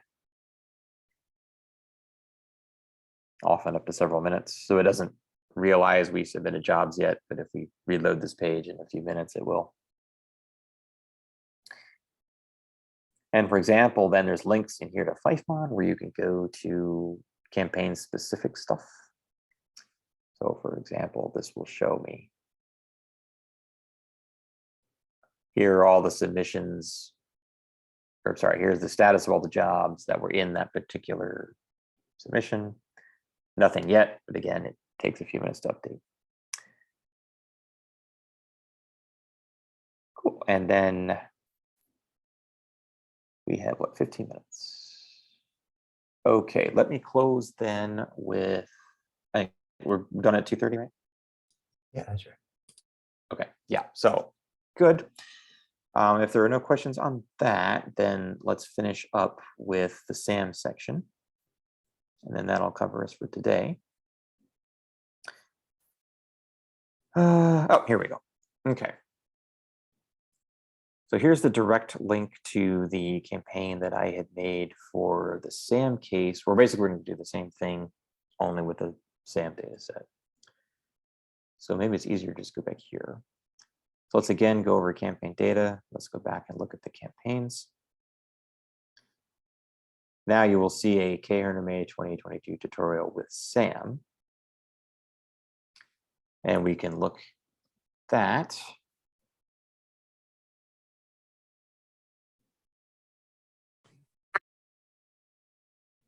You'll see a few differences here, but not too many. First thing that'll jump out at you is we're using a slightly different config. Tar file's the same, ficle's the same, output directory is the same, version's the same. I put in an N events here because we're going to be doing multiple files per job. Once in a while, you get a fickle with a default number of events. So I just try to set this to something ridiculously high. I knew we wouldn't have a problem with. Now, the N files per job is a very interesting thing. So imagine you are submitting a large data set with many thousands of files in it. And you say, well, how many files or how many jobs should I submit to deal with this? If you submit using this N files per job, that will look at the input data set and it will automatically figure out the right number of jobs for you. And it will just say, okay, submit N files divided by N files per job. That's the average number we want for each job. And then that automatically sets the number of jobs for you. In this case, I set it to 3, so each job should get on average 3 input files. Now, in practice, right, it normally doesn't end up being exactly the same number because some jobs run faster than others for any number of reasons, right? But that sets about the right size. And you may set that according to how long you want the jobs to run or how big you want the output files to be. Good rules of thumb there are to aim for run times measured in kind of several hours, and output files generally you want to be kind of 1 gigabyte or more. So the obvious thing is to do is set N files per job to be 1. Okay, well, if your workflow generates an output file that's only 1 megabyte, now you're going to have thousands of these small files, which is not good for Dcache. But maybe if we set that to 10 or 100, okay, suddenly that looks more reasonable. Plus, fewer jobs is actually less stress on things overall. But right, there are limits, of course, to that. For example, when we're running prototype reconstruction, since the jobs can often take longer than 24 hours, then we were setting n files per job to 1. Because 1, the output file was well over a gig anyway. And since it ran for so long, it didn't really make sense to do more than 1 in the job anyway. So there are times where you might want to set it to 1. If you're doing anything where you're making small output files, or you iterate very quickly over a given input file, if you process the input files in kind of just a couple of minutes each, you're generally going to want to go with many files per job. But for this example, we'll do few. Now you have the submit.dataset. Now in this case, what I've set the dataset to, in our initial case, we had this none. Here it is set to this particular SAM dataset, which consists of about 10 prod4a Rico files that were Monte Carlo. So what will happen here is in the job submit, I will pass the -- dataset option, and then dataset is set to this value of dataset as defined up here. So this would automatically take care of making the start and stop jobs, and this will work just like you would normally run with the SAM dataset. And it will handle the file, the get next file calls, all that for you. Memory is the same. I have set the SAM consumer limit to be 5. Generally, if you're doing n files per job, you're going to want to set this to certainly not be less than n files per job, right? Otherwise, you won't run over the whole data set.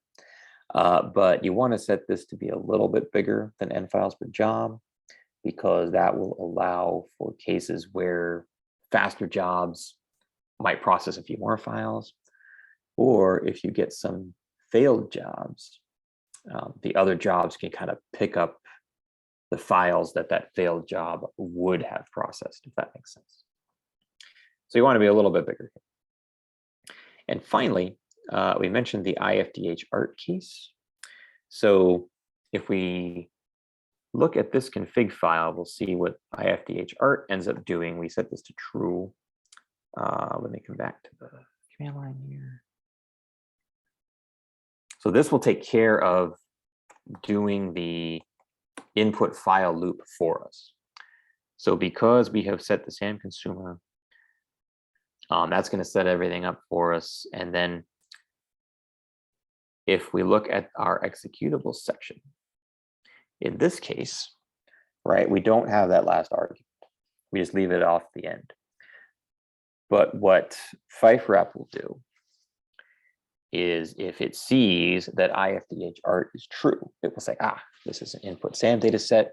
So I need to set up this get next file loop.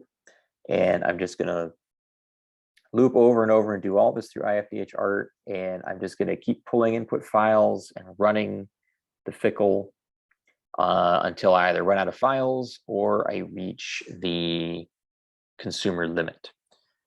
So this will just keep pulling the files in a loop, and you'll just get one output file that has processed all of the inputs, unless you tell it to make multiple output files with different arguments to larsoc, which you absolutely can do as well.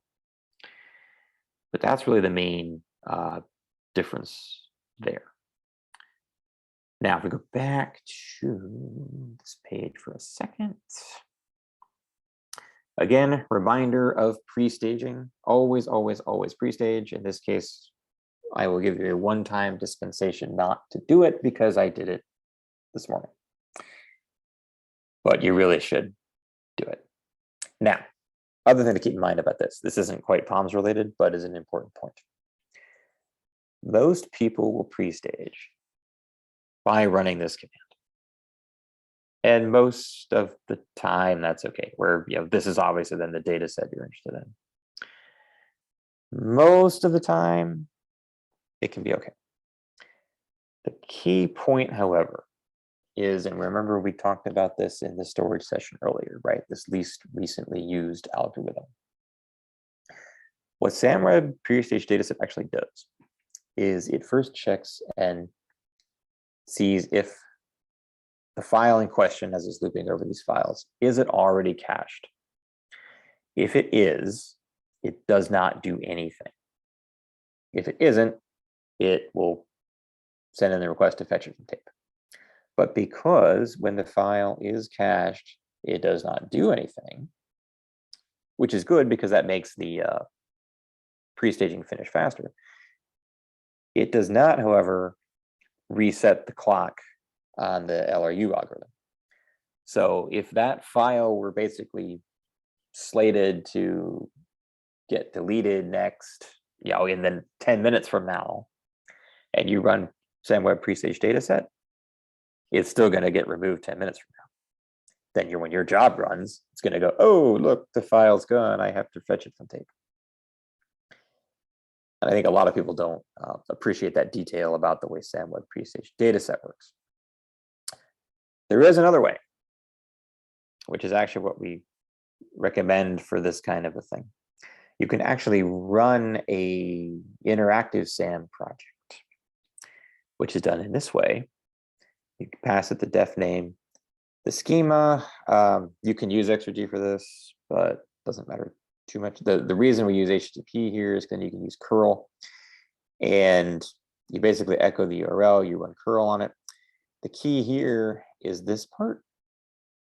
So basically what this is going to tell you to do, or sorry, tell the project to do, it's going to open up the file, read the first 4 bytes, and then it's just going to throw them on the floor. We're not going to actually do anything with those. But basically, we are going to open the file and read it. That will reset the LRU clock. So we just do the 4 bytes because we actually only really need to read 1. But okay, you don't want to read the whole file, obviously, because that's just a waste of time. So only thing to keep in mind there, right, is you have to have your proxy set. We went over how to do that before. And if you ever are working under a shared account, do not do this. The proxy is already set for you, so don't do that. All right, so coming back here real quick then. We can do the same clone procedure as we did for the non-SAM case. Come down here. This time we want to clone the with SAM.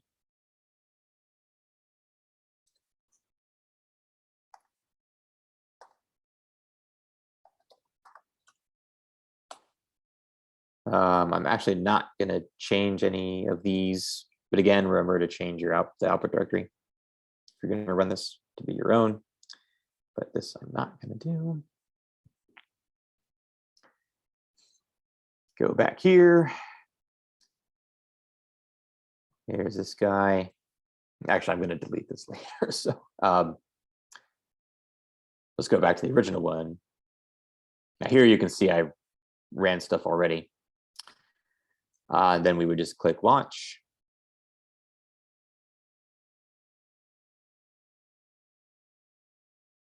Now this time we should not get an error about the output directory not existing. Okay, note we have n files per job 3. Here's the submit.dataset. So we come down here, setting the same environment variables as we were. Now, have a look here. Here's the job submit. Notice that -n was automatically set for us. I think there's 10 or 12 files, I forget how many are in this data set, but automatically determined for us. We come down here, we see the same arguments. And now in this case, you will see it did not submit 4 jobs, right? It submitted 1 job, which is the way it works when you're submitting SAM data sets, right? It submits a Condor DAG, directive acyclic graph.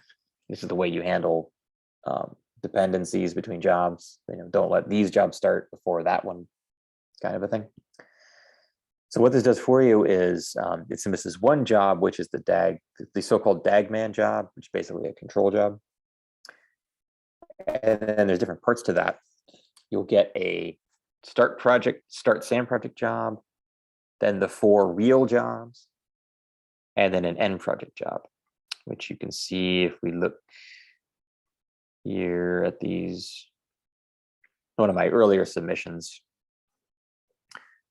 you see, right, there's this SAM begin, then there's the actual Fife wrap. There's 1, 2, 3, 4 of those, and then there's a SAM end job, which is SAM project control stuff. Okay, and you can look at these, whatever. So that's how that works.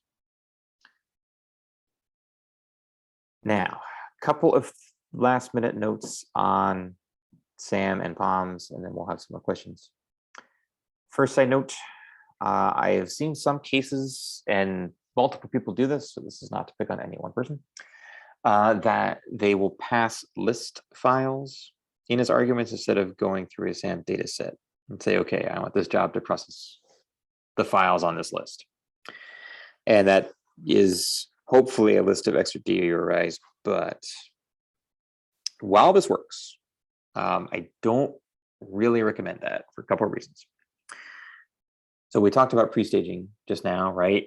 So what happens if your files fall out of cache before you submit? Well, there's no SAM start project job to notice that and pre-stage them for you, right? These jobs will start and they will say, okay, process the file from the list. Oh, look, it's not cached. Let me sit around now while I try to fetch it from tape. Your job just sits there idle, blocking resources and having zero efficiency while you're waiting for a file to fetch from tape, which might take minutes, it might take days. We don't know. So that's one danger. Second danger, as we are moving more and more towards more distributed storage, a lot of the common data sets will have multiple copies of the input files at different sites around the world. If you pass it a list file, you're only getting exactly that one copy and you have no knowledge of other perhaps closer copies. So imagine, that your data set happened to have been replicated somewhere in the UK and you're running in the UK, you pass it a list file consisting of Fermilab Dcache extra DURIs. Well, now you're streaming across the ocean. Whereas if you had a SAM project, SAM is at least somewhat aware of these cases. So if the file exists at the same site you're running at, it will say, oh, look at that. Let me go try to give you the file from the local copy. Much more efficient. But with list files, you have access to none of that. And as we move again towards more use of Ruscio and the data dispatcher in the future, this kind of a situation will become more and more common, where you have distributed copies. Or maybe it's faster to stream a copy from a different site than you have in your list, rather than wait and fetch it from tape. But again, if you have list files, you don't gain any advantage there. So for those who do that, I would give SAM projects another look. Other thing, this is actually not about POMs, but about other ways you can do this. Some people will use the project.py tool, which comes from other neutrino experiments. Reminder, this is not officially supported by DUNE. It is not sanctioned by the Fermilab Scientific Computing Division. Basically, what does that mean? It means if you use this, you are on your own, you will get no help with it. If your jobs are failing, I personally will not even look at them. If you happen to run afoul of the policy for low efficiency or high failure rate, and you happen to be running project.py, you are completely on your own to solve the problem. Fortunately, though, there is this tool called project-py, which is a bit confusing. I apologize. We should probably think about renaming that, but that's what it is right now. What this tool will do, if you do have an existing XML file that you're using for project.py submissions, it will convert that into a POMS config. And then you can set up a POMS campaign which uses that config, so you don't have to start from scratch, and then it should all just work for you. So have a look at that if you're looking to make the transition away from project.py. Again, we don't sit and look in detail at what everybody's submitting. We don't stop you from using unsupported tools, but again, you are on your own to solve any problems that come up with. All right, I am 3 minutes over, it looks like. Oh, you're fine. Just flash the last couple links here, a lot more detail on this kind of stuff in previous tutorials, as well as last year's Intensity Frontier Summer School. A lot of the same topics are discussed, but gives a different perspective a little bit. So any questions more?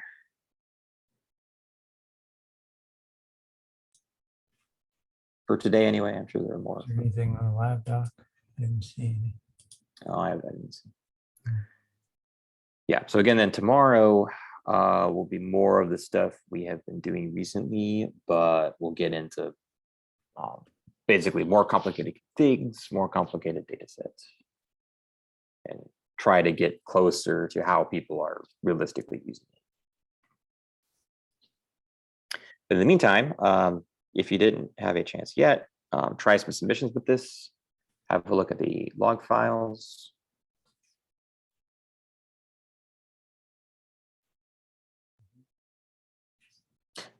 Okay, so we just If we have have, that quiz.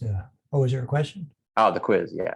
Oh, no, I was gonna, well, okay, let's do the quiz and then people who need to leave can. And then I will have if we have time, maybe 1 or 2 minutes of bonus material at the end. Yeah, Very quick. we have time. Okay.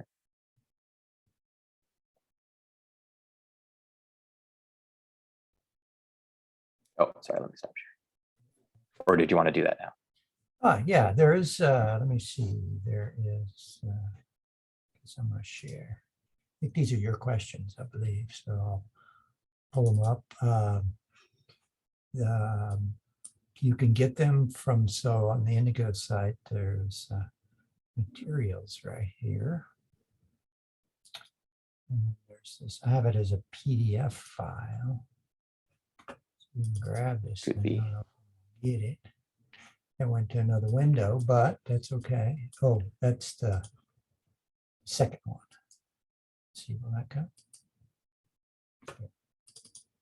What's that? This, here's the second one. What? It's not linking. Materials. I'm just gonna pull it up. I'll just do it on the fly. Let's see, 1 second here. Yeah. Yeah, here we go. Okay, so I could read them and then we'll, maybe any of you could weigh in either by typing A, B, or C in this case. The question is, what are the differences in environment between Fermilab worker nodes and those at other sites? So assuming the site supports singularity. Anybody? And Kim, maybe you could watch the chat because I can't see it when I'm. Will do.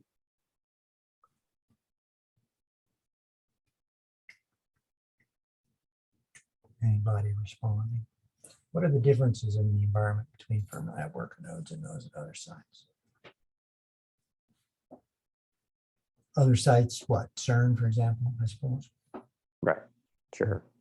CERN, any number of UK sites, India, Brazil. Actually, I should have I didn't have time to make that plot yet. I should do that.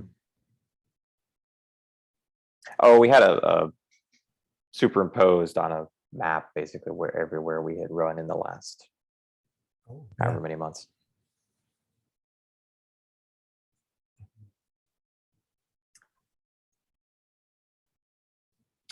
I see a C there. You got a C, at least one. That's what we're looking for. I suppose there's And here they come. yeah, good. So I mean, it's Yeah, so for this workshop, we were hopeful that we wouldn't expose any differences. We're hoping to certain people. yeah, that's really been a game changer in the last couple of years. Well, containers in general, right? That you can really be assured you are getting the same thing everywhere.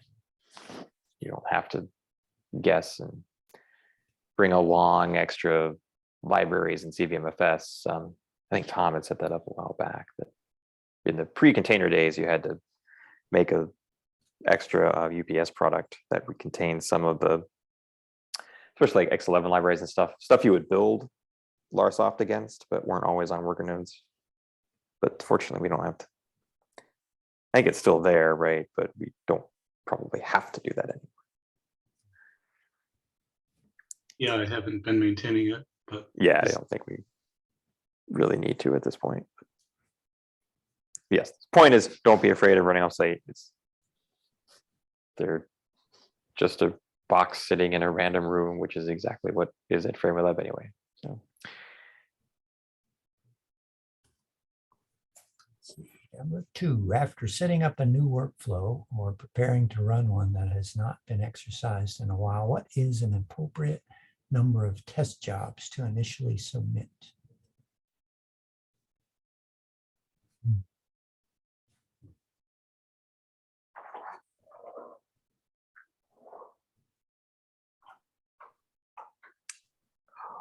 Oh, this is exciting.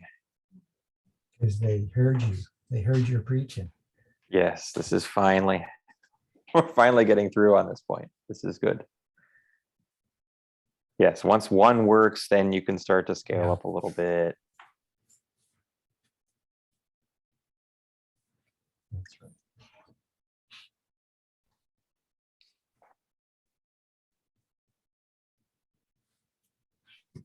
And then let's see, we'll go to the next one. Okay, well, this was just emphasized. But is it project-py or is it project.py?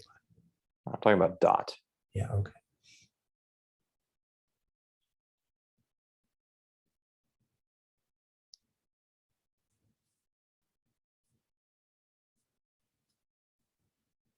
More right answers. Okay. Yeah, good. Yes, capital P project -py. That is supported, which is intended to help you transition from small p project.py to comms. Oh, okay, that helps. Yes. But yeah, like I say, we don't stop anybody from using it, but again, you're completely on your own in that case. Unless you can get the project.py developers to help you, which you might be able to do depending on how busy they are.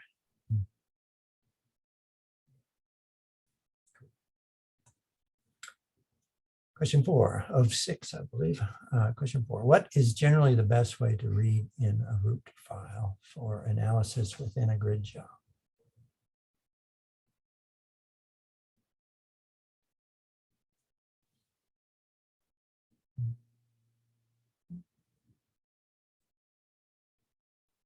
A, B, or C?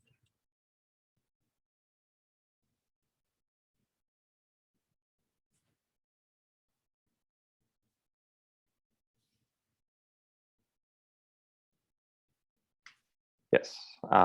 Yeah, one of the things in the last minute I'll show is there can be instances where you do need to copy the file, but in general, you want to try execute first.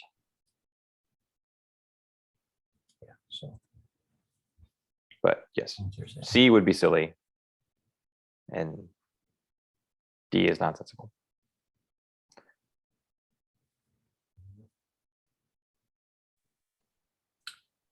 Okay, on to 5, what is the best way to specify your desired operating system and environment in a grid job? A, B, C.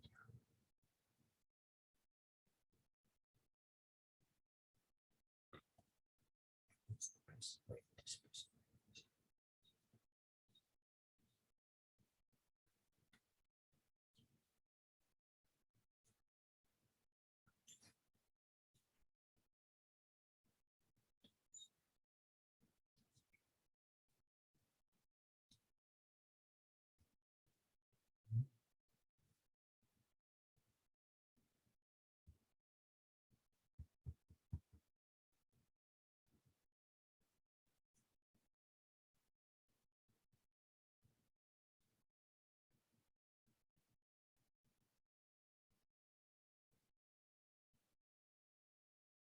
What do you see? I see mostly A's, it looks Okay. like. Which will work, but It's not the best. B is better, B is better. right? But Yeah, especially because if you get into a situation where for whatever reason the worker node has some kind of non-standard kernel on it that could fool the OS switch. Also in the future, right? Well, we're not going to be on SL7 forever. And then you're going to end up in mixed environments.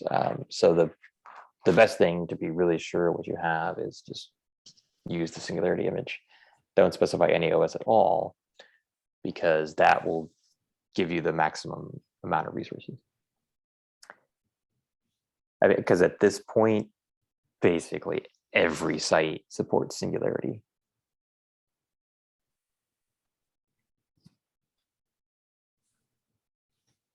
At least everywhere we run.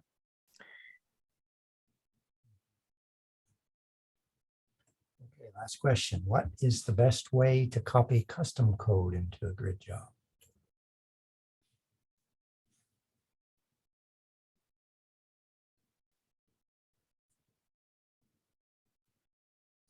A, B, C, or D?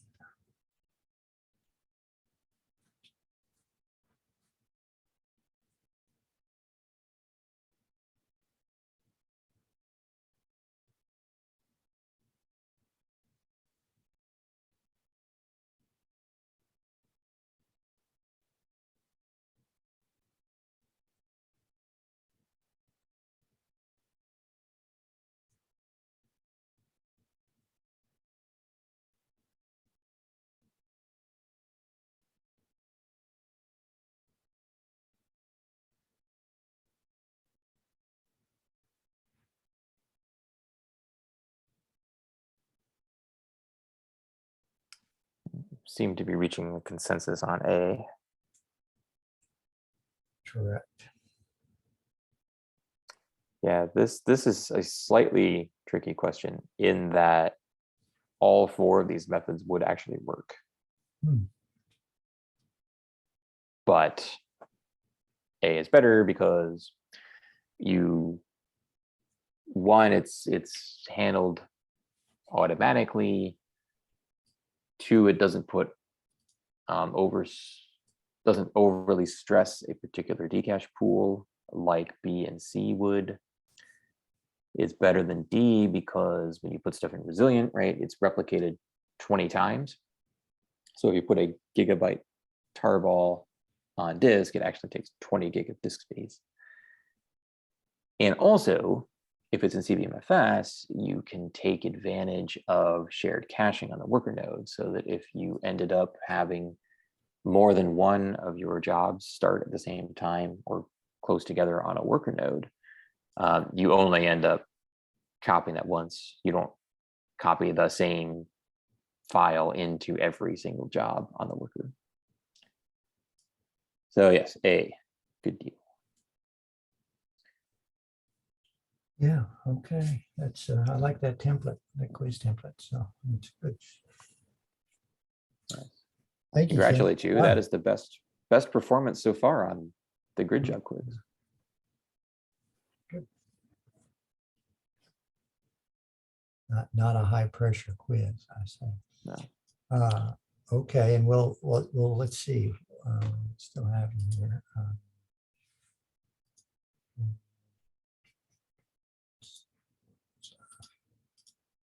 Yeah, so we were just about done for the day. Just wanted to wrap up on a few things here. There we go. You're seeing the schedule, I trust, looks like it. Anyway, so we made it to the first day. I hope it wasn't too long. We've tried this in a 3-day version, and we've tried this in a 1-day version. So we were to just experiment on a 2-day, a little longer, but we're a little short on the day. And tomorrow we should be done by 2. So and then have a little time for a slightly longer lunch. So let's look at that. Yeah, so tomorrow we'll start out with Ken, and he'll go to some advanced palms and then talk, give us an opportunity to try some things and to work directly. And the expert in the room, and then Tom will come back before lunch, extend some of what he was talking about. In this case, we're going to talk about improving code efficiencies. And more on Marsoft in the afternoon. And I'm not sure there's a quiz or not, but either way, we'll get there. We'll get through at least 1:30, and maybe we can drop it a little short tomorrow too. Let's see. I did want to call your attention to one other thing. Go to, so there's on our Slack, there's the training. So let's see that. So this is meant to be sort of a placeholder for longer term support.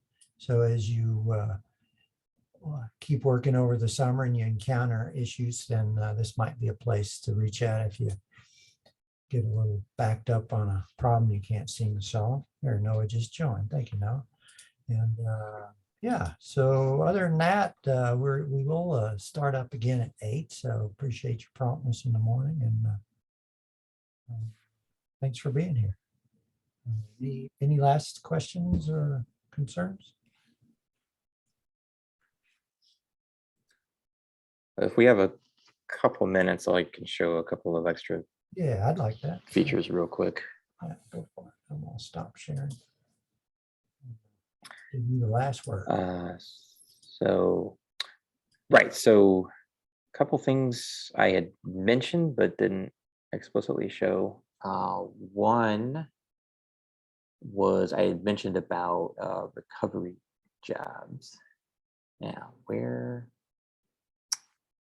was this one? No, I need the sample.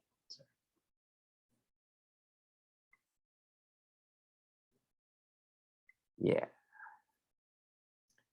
Okay, so that is controlled in the job type. So our job type name here is generic Fife launch tutorial SAM, right? So what's actually in that? Let's go real quick to job type.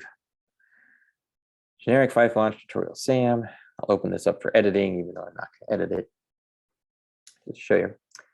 So I had mentioned right about after the login and setup stuff finishes, then you go to the launch part. And this is just Fife launch plus the overrides, whatever.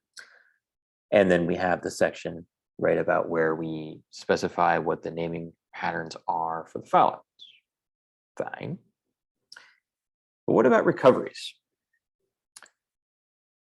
Well, down here, we can tell it what we want to do about failures. And you have a bunch of different options.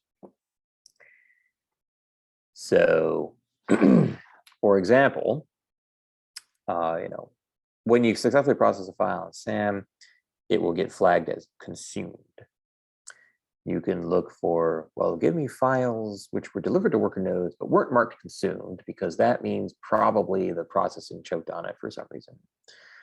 Or we can do, all right, any job that exited with a failure code, I don't care what, just give me the list of files that were processed by those, and I'm going to assume they didn't copy any outputs back, and I'm going to reprocess those.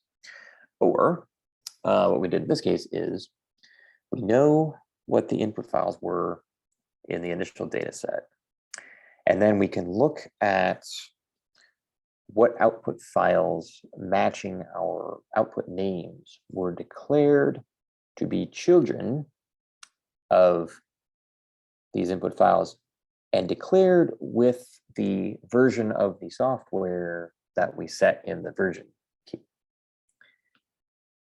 So for the input files who do not have children declared, and by declared, it actually means made it to a physical location on disk. You can set that. assume that the processing didn't work, and generate a recovery SAM definition, which consists of those. Then automatically resubmit those using that recovery data set as the new data set. In addition to that, for this resubmission, in addition to whatever overrides we specified on the initial web page, use these extra values, overriding anything else which might be set. So what I've done here, if you compare it to the original, is I've increased the lifetime, I've increased the memory, and I changed the SAM consumer schema from XRD to HTTP. So in this case, we will actually copy the whole file at the beginning with HTTP, not grid-FTP, and then read from a local copy. We have seen in the past that one of the biggest failure reasons, especially when you're processing data, can be that you get some really crazy event or some kind of a cosmic shower happens to hit right then, and you end up spending many hours processing a single event, and you're just sitting, you have no IO in that time, right? The CPU is just crunching on whatever. And in those cases, the XRD stream can time out if it goes on too long. So then the connection gets dropped. And then when you go back to do the next event, it goes, okay, XRD, give me the rest of give me the next chunk of data. Oh, well, the connection's gone, crap, job fails. So now this is a pretty small percentage of jobs, right? And so the way you get around this, you say, okay, well, I'll submit the main run will be with XRD. And if I have a small percentage of files where I have to copy the whole thing first, okay, if that's the price to process it, fine. And oftentimes these will be pretty busy events, so we need more memory and whatnot. So this is what we had done for the production processing of the prototype data stuff. So you can do things like that. Other reasons you might want to actually copy an entire file rather than stream XRD, the only one that comes to mind is if for whatever reason you're going to read the input file multiple times in the job. Such situations are kind of contrived. It's not easy for me to think of a situation where you would want to do that, but there might be one. So obviously, if you're going to read the file 3 or 4 times, right, it's better to just copy it once and read locally than it is to stream it 4 times. But failing that, or as a recovery pass, then I would stick with XRD, except in those cases, or it's some kind of file that you can't stream. At the moment, that would include HDF5 files, but not for much longer, thanks to Tom. And finally, I mentioned a bit about Kibana. Kibana is great for a lot of things. The main link to it is here. Throw that in the chat real quick.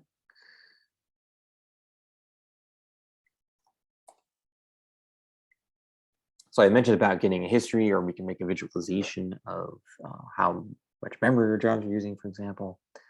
So quickly, if you go to the job history, you can see what everyone's been doing over the past however long time.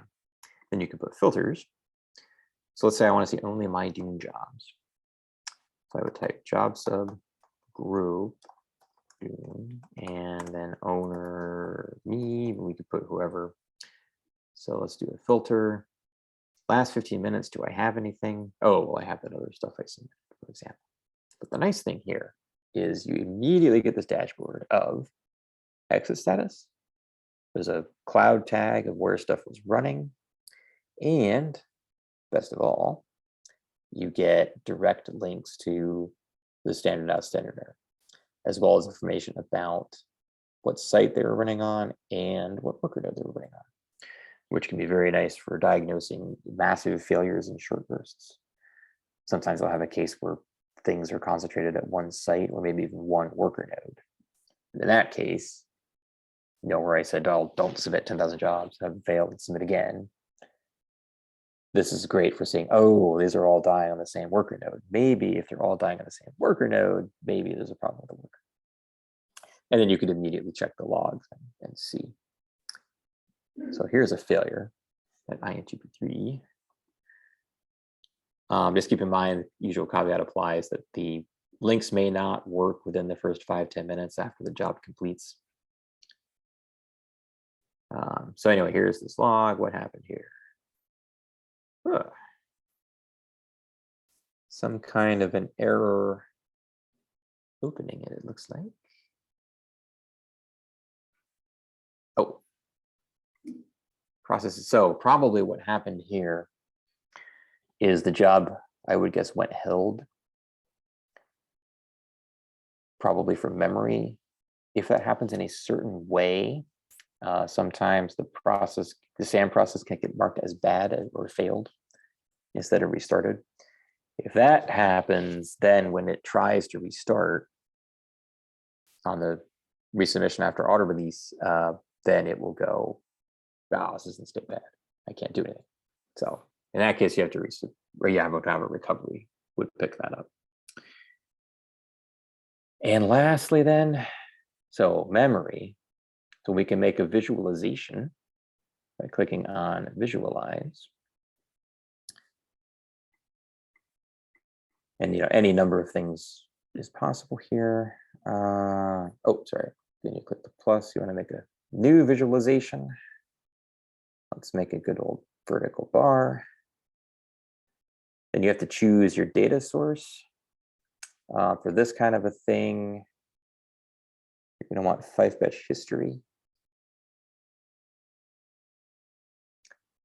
And then I can do the same filter. I can do, sorry, job subgroup DUNE. Now this is old, but my stuff.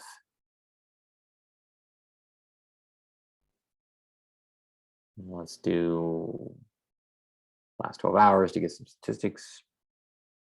So here's the count. And then in the x-axis, what do I want to plot? I want to plot memory.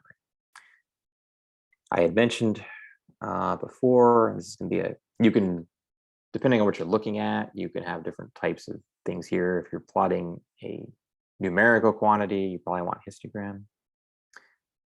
The field for memory is, you can either do resident set size or resident set size raw. Again, it is measured in K. So I'm going to make 100 megabyte, because this is in K, right? So 100 megabyte binning in the histogram. Hit the play button. And now we can see my memory usage. So there's a 0 here. This is probably failures or really short test jobs that we don't care about. But we can maybe sort of see the beginnings of some kind of distribution here. Right? Then after you've run some tests, then you could make a visualization like this and then use that to set your memory request. So based on what I'm seeing here, I would probably request the initial memory between 2 and 2.5 gig. I think the last 12 hours. Yeah, so that gets a little bit more. So again, I can kind of convince myself that's sort of Gaussian. But. So anyway, I wanted to just show that real quick.